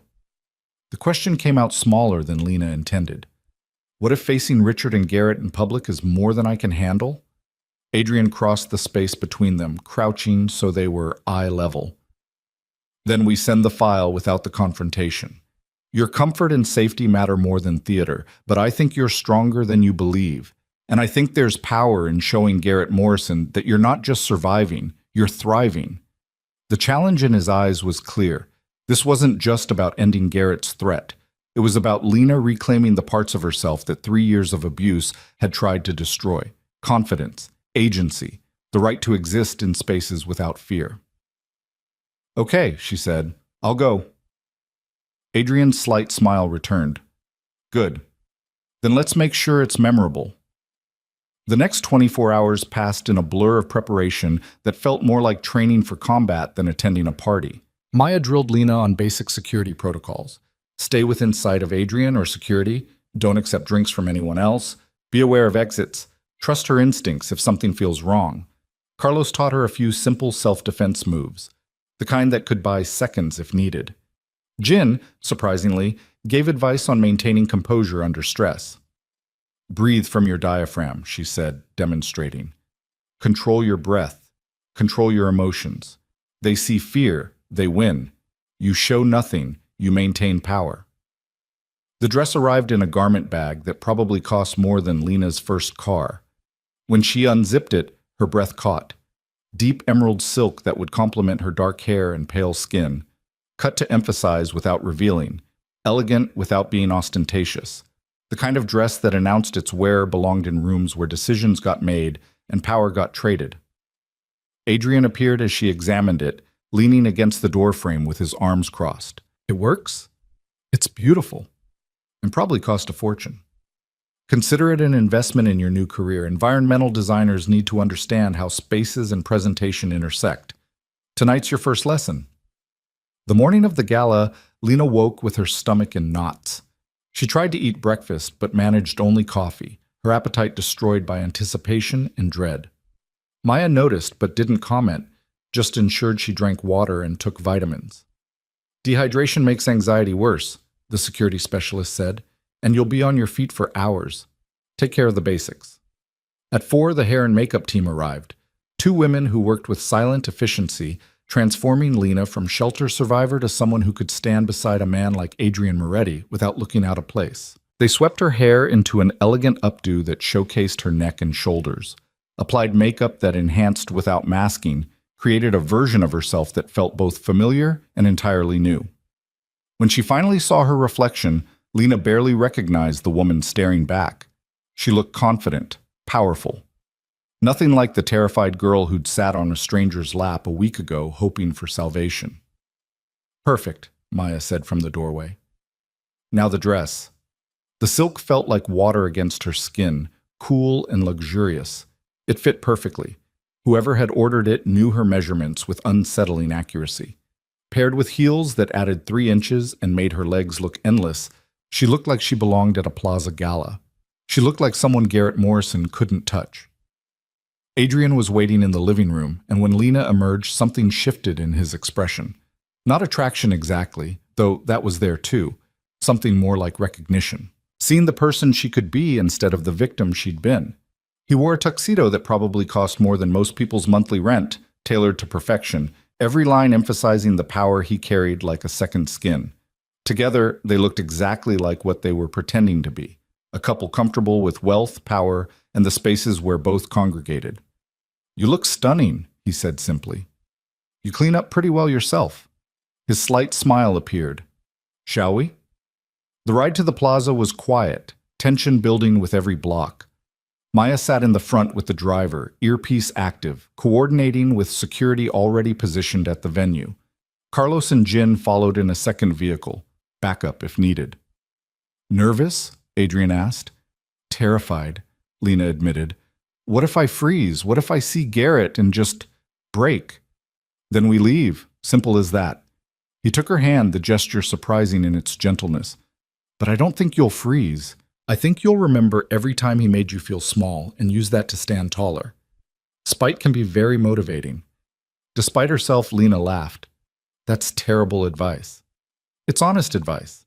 And it works." The plaza rose before them, all historic elegance and modern luxury combined. The entrance was a river of expensive cars and expensive people, photographers capturing arrivals, security checking invitations with polite efficiency. This was Richard Morrison's world, legitimacy and influence dressed up as charity and community service.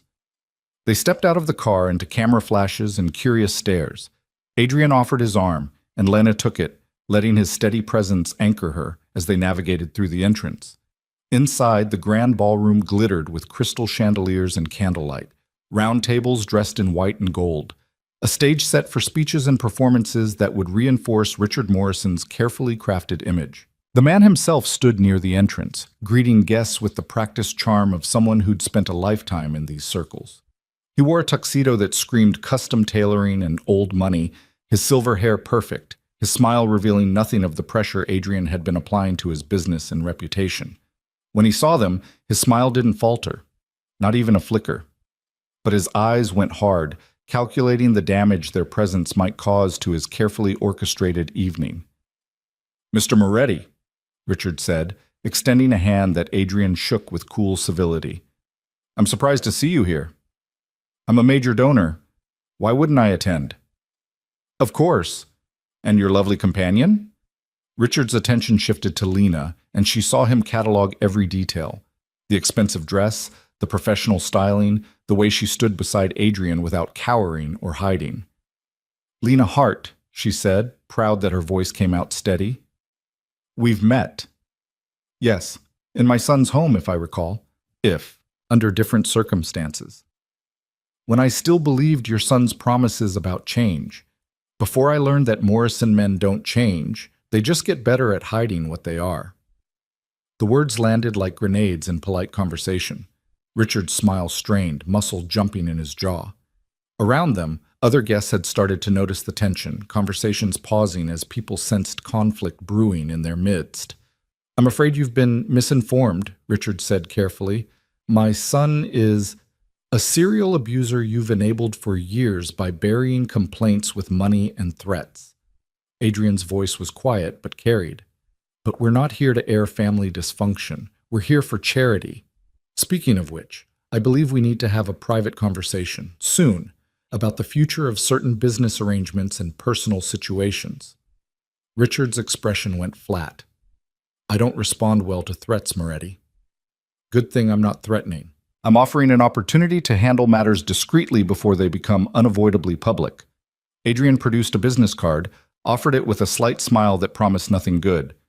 "My private number. Call within 48 hours. Or don't. Your choice what happens next." He guided Lena away before Richard could respond, moving deeper into the ballroom with the confidence of someone who owned whatever space he occupied. Behind them, Richard Morrison stood frozen, the business card in his hand like a grenade with an uncertain timer. "That went better than expected," Adrian murmured. "Better? You basically threatened him in front of donors and city officials." "I made an offer. Quiet conversation or public scandal. He's smart enough to understand the subtext." They found their assigned table, premium placement, close to the stage, but not so close as to suggest they were part of Richard's inner circle. Maya had positioned herself nearby with a clear view of both their table and the main entrance. Carlos and Jin were somewhere in the crowd, invisible but present.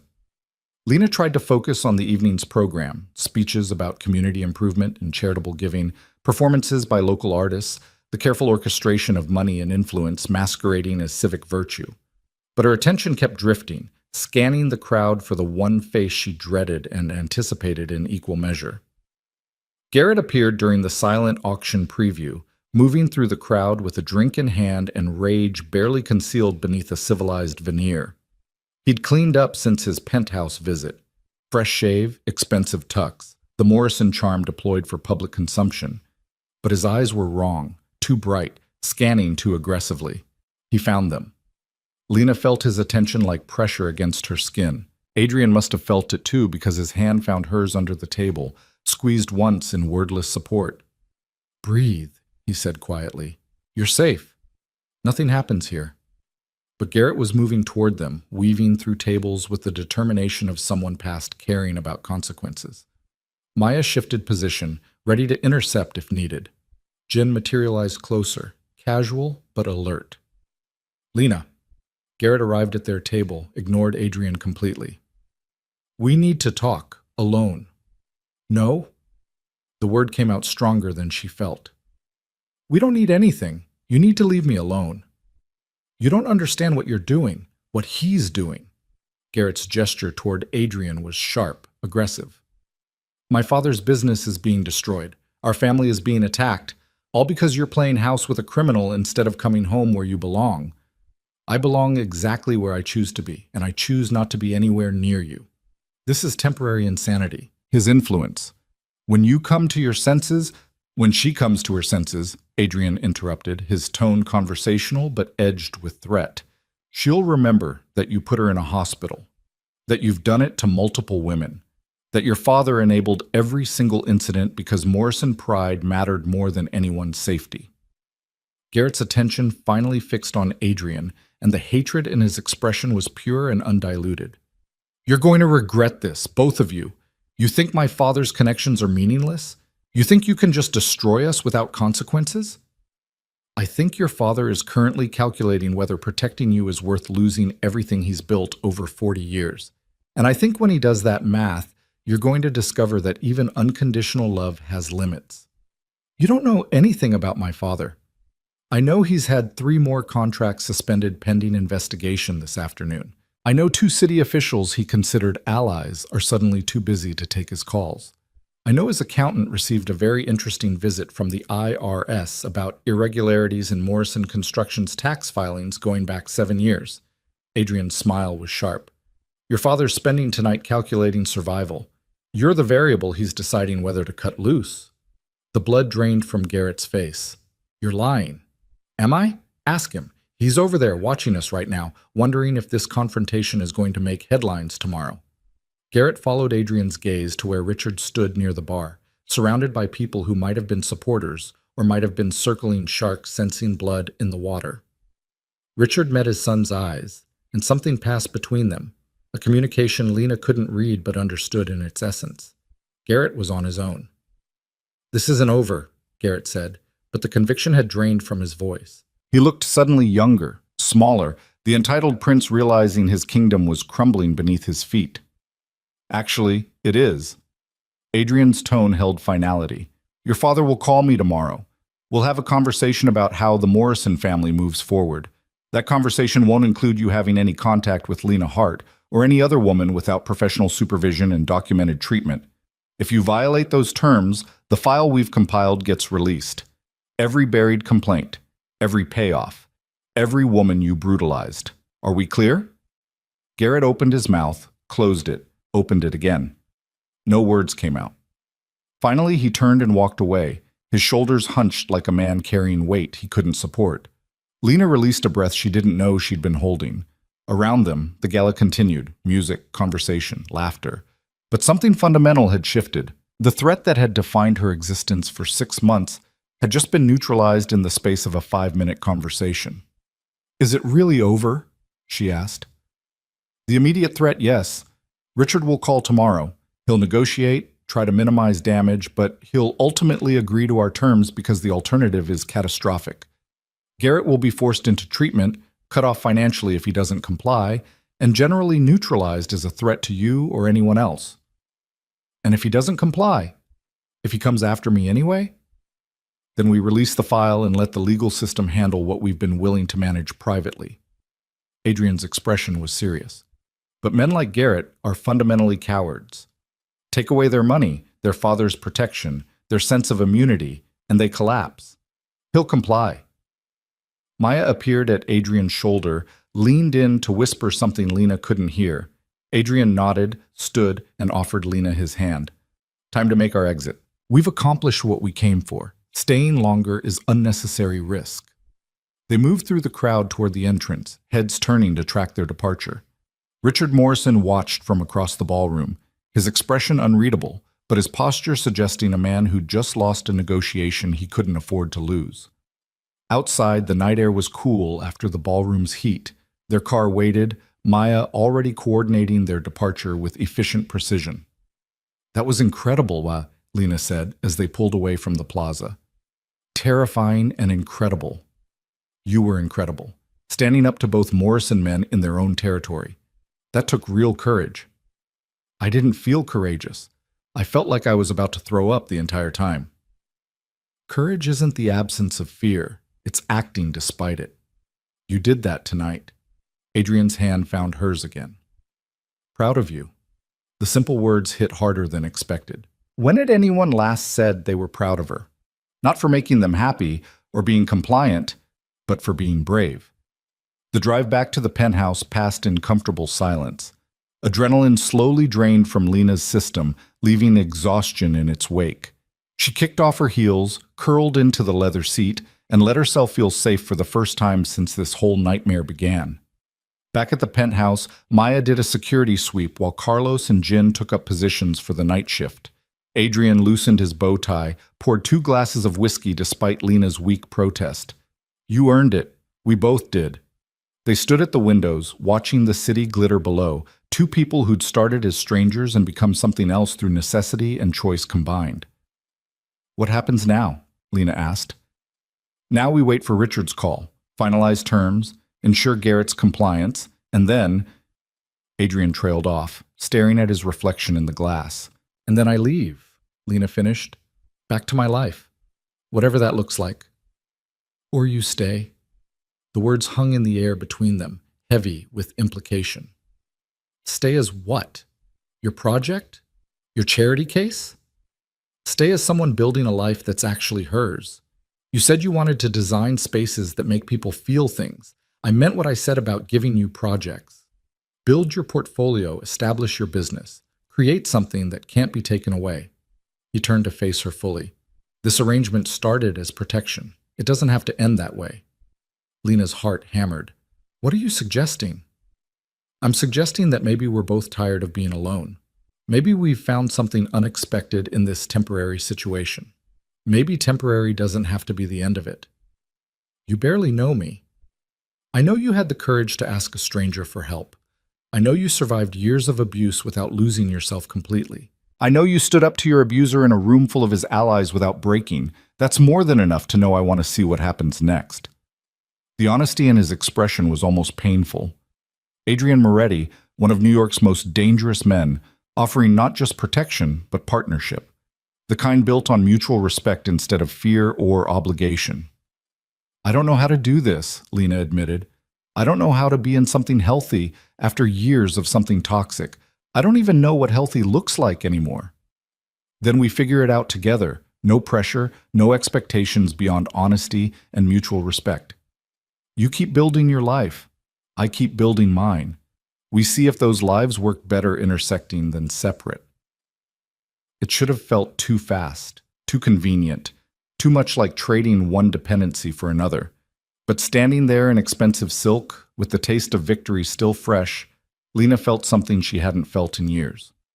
Hope. Not hope that someone would save her. She'd saved herself by having the courage to ask for help. Hope that maybe, finally, she could build something worth keeping. Okay, she said. Let's see what happens next. Adrian's slight smile transformed into something genuine, warm, pleased. Good. Then tomorrow we start planning your first design project. Tonight, we celebrate not having to look over our shoulders anymore. They touched glasses, crystals singing with contact, and Lena let herself believe that maybe, just maybe, the worst was finally behind her. Tomorrow would bring new challenges. But tonight, she was safe, valued, and standing on the threshold of a future that was actually hers to build. And that was worth celebrating. The call came at 9:15 the next morning, exactly when Adrian predicted it would. Lena was nursing her second coffee, still processing the previous night's events, when Adrian's phone buzzed with a number he clearly recognized. He glanced at the screen, met her eyes across the kitchen island, and answered with cool professionalism. "Richard, I expected to hear from you." Lena couldn't hear the other side of the conversation, but she watched Adrian's expression remain neutral as Richard Morrison presumably laid out his position, his demands, his attempts at negotiation. Adrian listened without interrupting, occasionally making notes on a pad he'd pulled from his pocket. "I understand your concerns," Adrian said finally, "but you're operating under a misapprehension. This isn't a negotiation. I'm presenting you with a choice. Either Garrett enters a residential treatment program for anger management and substance abuse, remains under psychiatric supervision for a minimum of 2 years with documented progress, and has zero contact with Lena Hart or any other woman without therapeutic oversight, or the file gets released to the media and the district attorney simultaneously. Those are your options." A pause. Richard was clearly objecting, threatening, trying to reassert control. "Your connections won't help you here," Adrian continued, his tone matter-of-fact. "The file includes hospital records, witness statements, and financial documentation of payoffs spanning 7 years, multiple victims, clear patterns. The DA can't ignore evidence that's comprehensive, especially when it's handed to them with media coverage ensuring public attention. You can sacrifice your son's freedom of movement to protect your family name, or you can watch everything Morrison Construction represents burned to the ground. Choose." Another pause, longer this time. 48 hours to have Garrett admitted to a facility I approve of. Full transparency on his treatment, monthly progress reports. If he violates any terms, leaves treatment early, contacts Lena, shows any indication he's not taking this seriously, the file releases automatically. And Richard? Adrian's voice dropped into something colder. "If anything happens to Lena Hart that looks even remotely suspicious, I won't bother with files or legal proceedings. We'll handle it my way. Are we absolutely clear?" Whatever Richard said in response, it must have been agreement because Adrian's expression relaxed fractionally. "Good. You'll receive facility recommendations by noon. I expect confirmation of Garrett's admission by end of day Wednesday. After that, we never need to speak again unless your son proves too stupid to follow simple rules." He ended the call without waiting for a response. Lena released a breath she hadn't realized she'd been holding. Is it really done? Garrett will be in a locked psychiatric facility in Connecticut by Wednesday night. Court-mandated treatment as part of a plea deal Richard's lawyers are frantically arranging to avoid trial on assault charges. He'll stay there minimum 2 years, possibly longer depending on psychiatric evaluation. How did you arrange court-mandated treatment when charges were never filed? Adrian's slight smile appeared. Charges are being filed as we speak. 3 of Garrett's former victims agreed to come forward once they knew they weren't alone and that Richard's money couldn't make them disappear this time.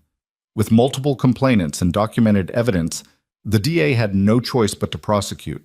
Richard's lawyers are negotiating the plea deal right now, treatment instead of prison, but with strict oversight. The casual efficiency of it was almost frightening. In less than 2 weeks, Adrian had dismantled Richard Morrison's empire of enabling and forced accountability onto a man who'd never faced consequences in his life. "The other women," Lena said quietly, "they're really coming forward?" Maya spoke with them personally, explained the situation, offered support and protection if needed. Once they realized they weren't isolated incidents, that there was strength in numbers, they agreed. Not for revenge, for prevention. So Garrett can't do this to anyone else. Lena felt tears prick her eyes. "I should thank them. You should heal. That's all any of you owe each other, the courage to stop the cycle." Adrian moved around the island, close enough that she could feel his warmth. "This is over, Lena. Really, truly over. Garrett Morrison will spend the next 2 years in psychiatric care, supervised and controlled. Richard Morrison's business will survive but diminished. His reputation damaged enough that political allies will keep their distance. You're free. The word felt surreal. Free. After 3 years of abuse and 6 months of running, the concept of freedom seemed almost too large to comprehend. I don't know what to do with free, she admitted. Then we figure it out together, starting with your first design project. Over breakfast, Adrian laid out the opportunity with the same focused intensity he brought to dismantling the Morrison family. He owned a boutique hotel in Brooklyn that had been operating with the same tired decor for 15 years. 30 rooms, a lobby restaurant, event space for small weddings and corporate gatherings.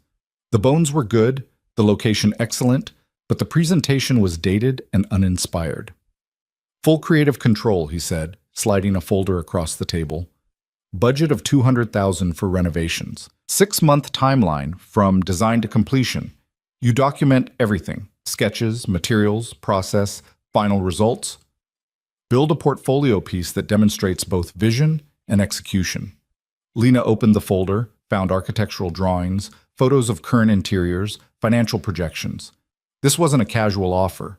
This was a fully developed opportunity waiting for her to claim it. What if I fail? What if I design something terrible and you lose money?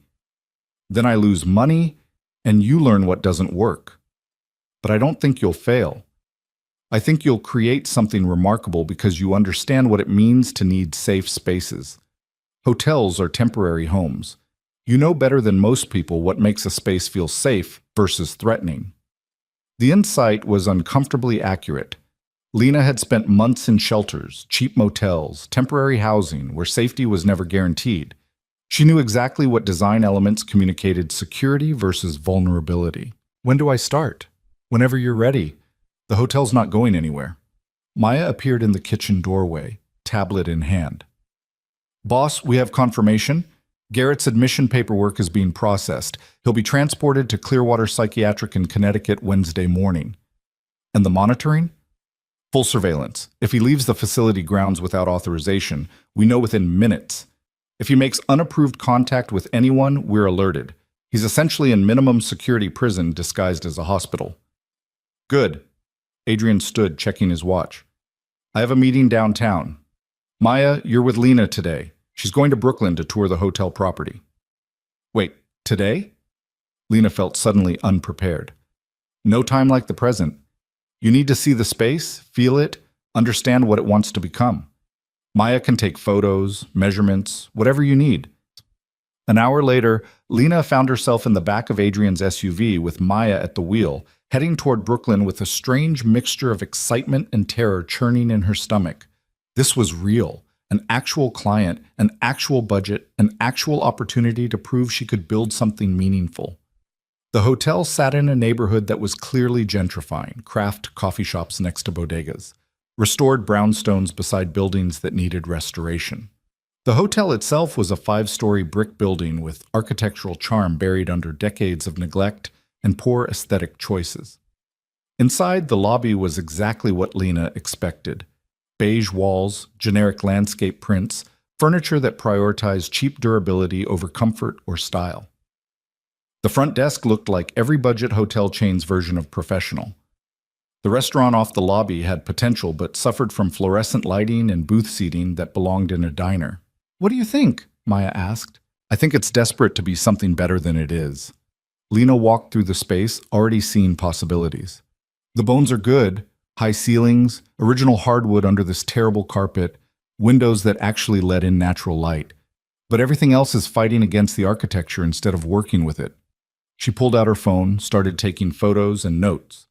The front desk could be relocated to create better flow. The restaurant needed complete lighting, redesign, and furniture that invited lingering instead of quick turnover.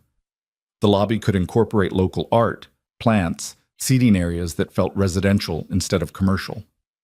They toured all 30 rooms, each identical, each aggressively bland. Beige walls, dark furniture, generic bedding, bathrooms with builder-grade everything.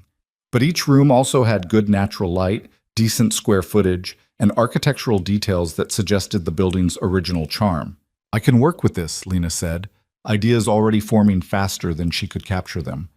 I can make this somewhere people want to stay, instead of just somewhere they're willing to tolerate. Maya smiled. Mr. Moretti thought you'd say that? Over the next week, Lena threw herself into design work with an intensity that surprised her. She created mood boards, sourced materials, sketched layouts, and calculated costs with obsessive attention to detail.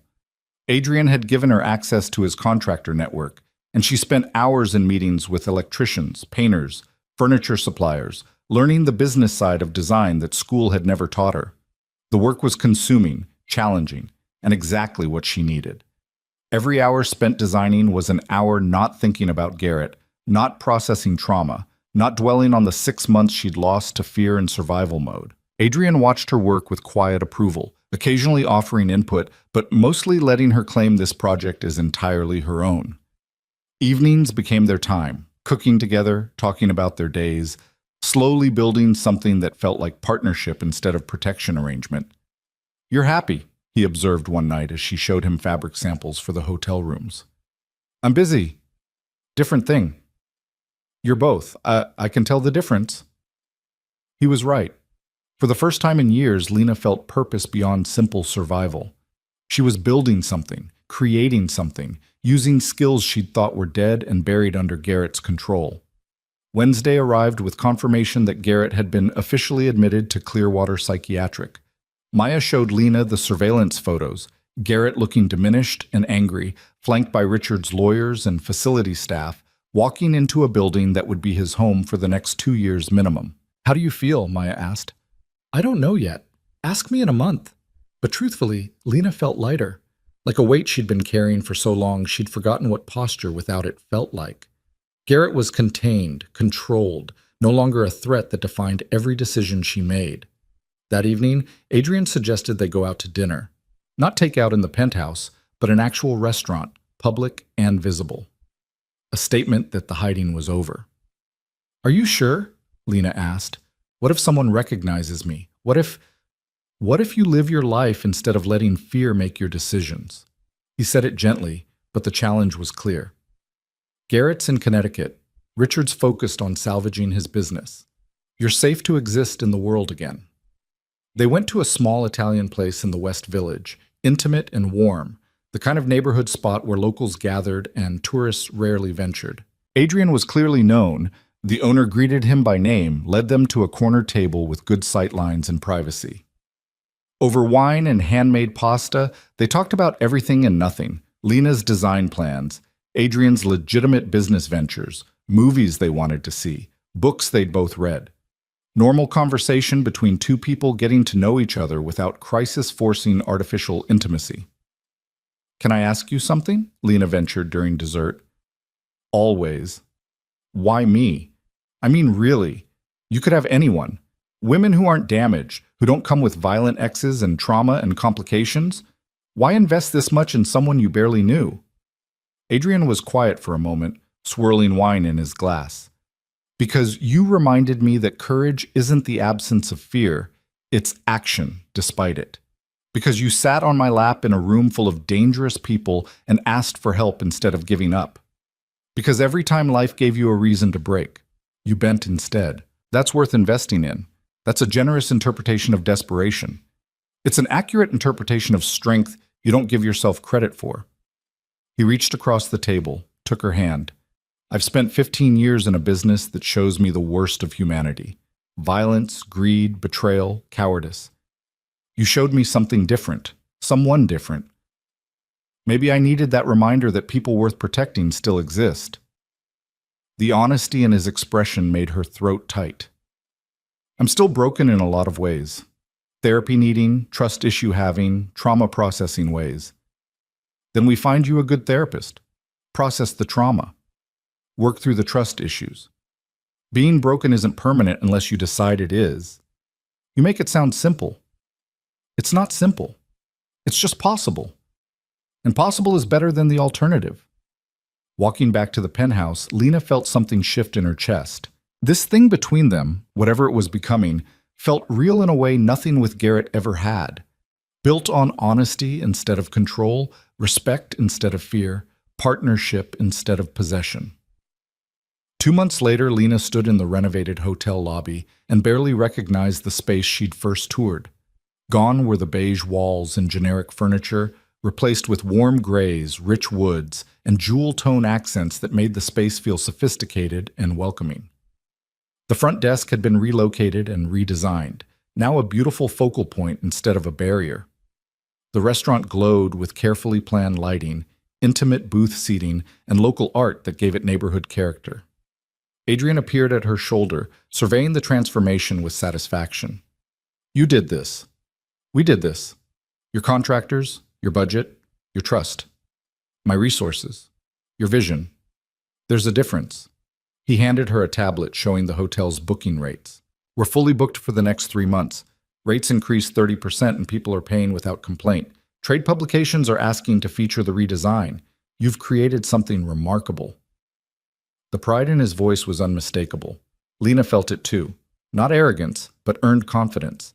She'd taken a tired, forgotten space and given it new life. Proved to herself that she could build something meaningful. "What's next?" she asked.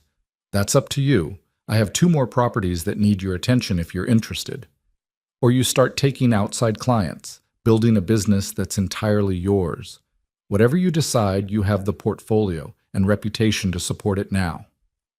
Over the past 2 months, things between them had evolved with surprising naturalness.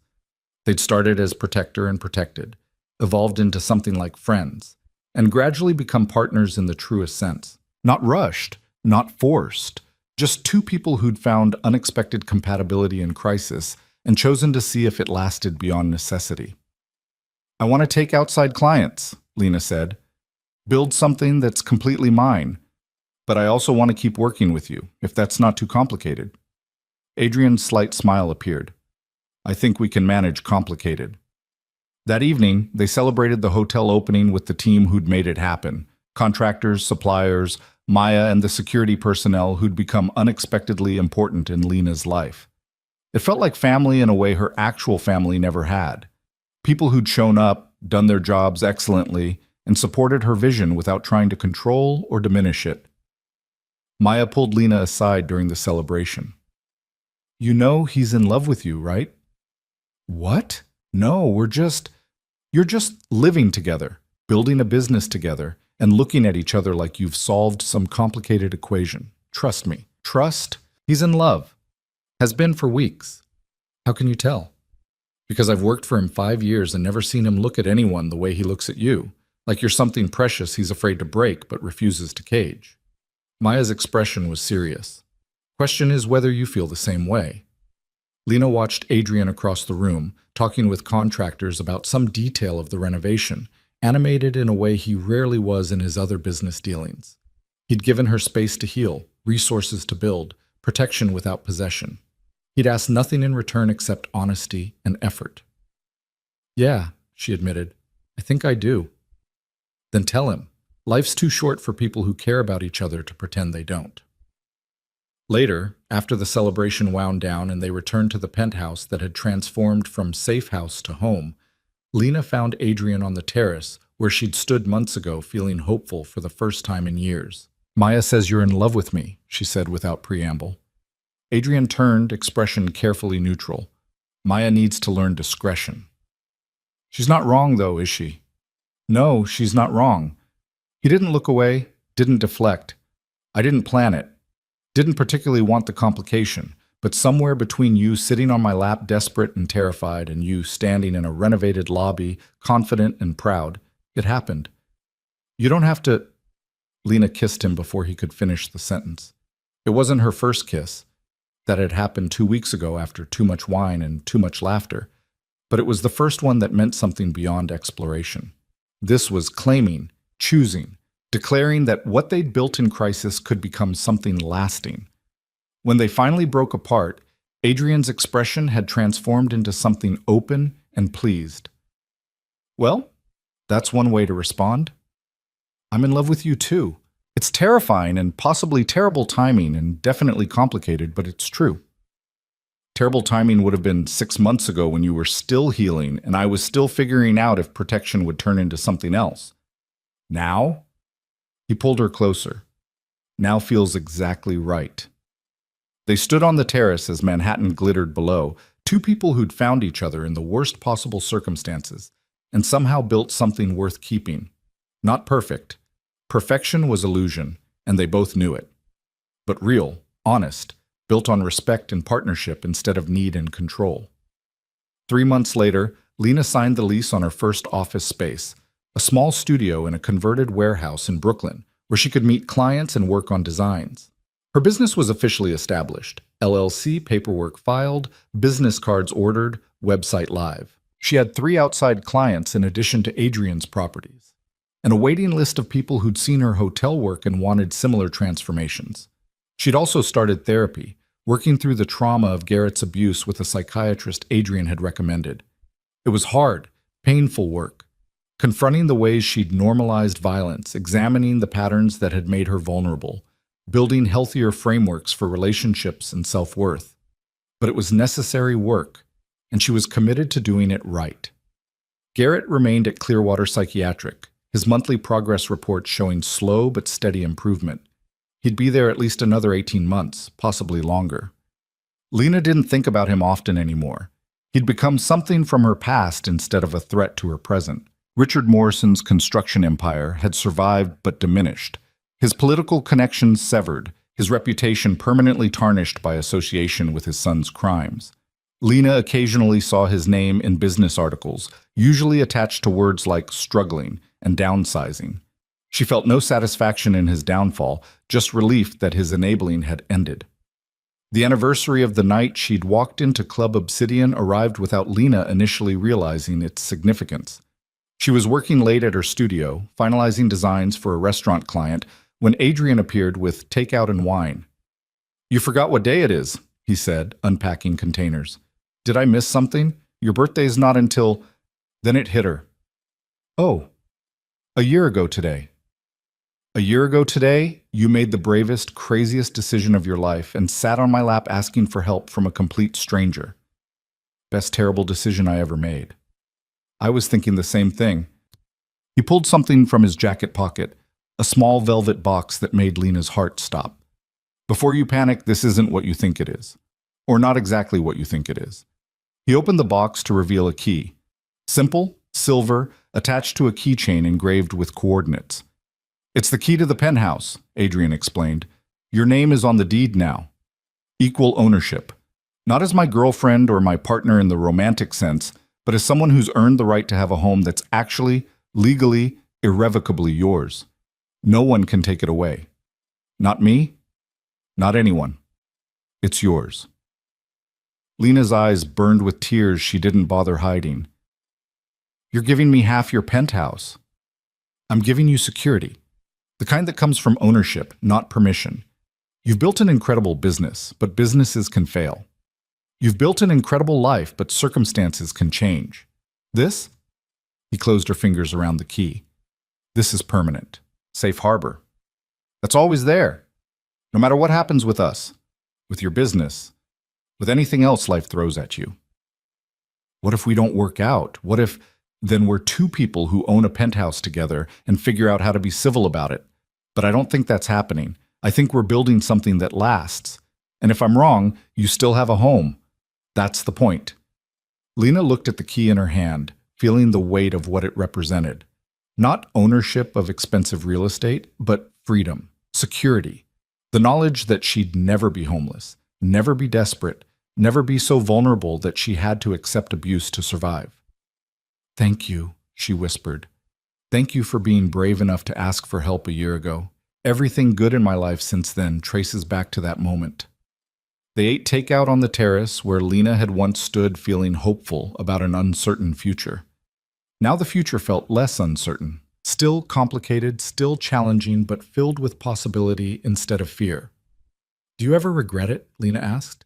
"Taking me in, protecting me, dealing with all the Morrison drama?" "Not once." "Do you regret sitting on my lap?" "Not even a little, though I'm still amazed that worked." Desperation and courage make a powerful combination. Turns out they're also a good foundation for everything else. 6 months later, Lena's design business had expanded to a team of 3, herself, an assistant, and a junior designer she'd hired from the same shelter system that had once housed her. She paid fair wages, offered benefits, and created a workplace culture built on respect and support instead of fear and exploitation. Her client list included restaurants, boutique hotels, residential projects, and commercial spaces. She'd been featured in design magazines, won an award for the hotel renovation, and established a reputation for creating emotionally intelligent spaces that prioritized human needs over aesthetic trends. Adrian had gradually transitioned several of his operations toward legitimacy, using Lena's success as a model for how to build sustainable businesses that didn't require existing in legal gray areas. He'd never fully abandoned his original world that wasn't realistic or probably even possible, but he'd found a balance that let him sleep better at night. Their relationship had evolved into something comfortable and committed without losing the intensity that had brought them together. They fought occasionally, usually about Lena taking on too many clients or Adrian working too late. They made up quickly, both too aware of how fragile happiness could be to waste time on pride or stubbornness. On a Thursday evening in early fall, Lena received a call from Clearwater Psychiatric. Garrett Morrison had completed his 2-year treatment program and was being discharged under conditional release. He'd be required to continue outpatient therapy, submit to random drug testing, and maintain no contact with his previous victims. The news should have terrified her. Instead, Lena felt only distant acknowledgement.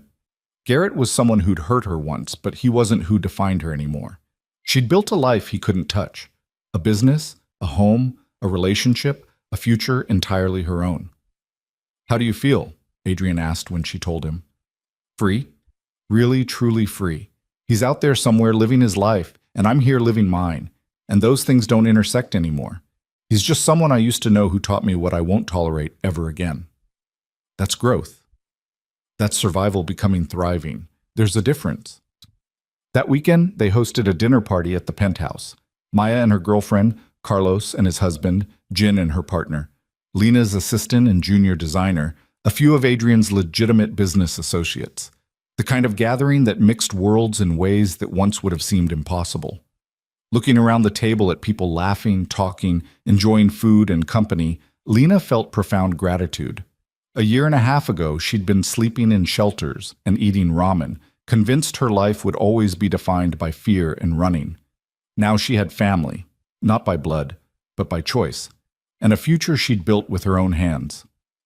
"You look contemplative," Maya observed, refilling wine glasses. "Just thinking about how much has changed, how different everything is from where I thought it would be. Better or worse?" "So much better, it's almost scary." Adrian found her later on the terrace, their spot for important conversations and quiet moments.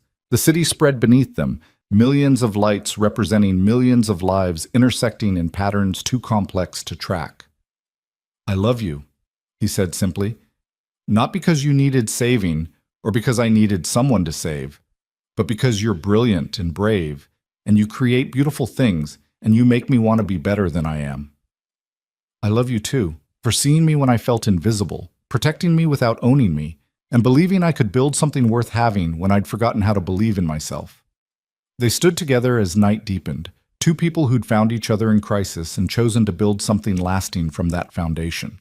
Not perfect. They were both too damaged and complicated for perfect, but real, honest, and entirely their own. Lena thought about the terrified woman who'd sat on a stranger's lap a year and a half ago, desperate and out of options. She'd been so scared, so convinced she was making a mistake that would end worse than staying with Garrett. She'd been wrong. That desperate choice had been the beginning of everything good that followed.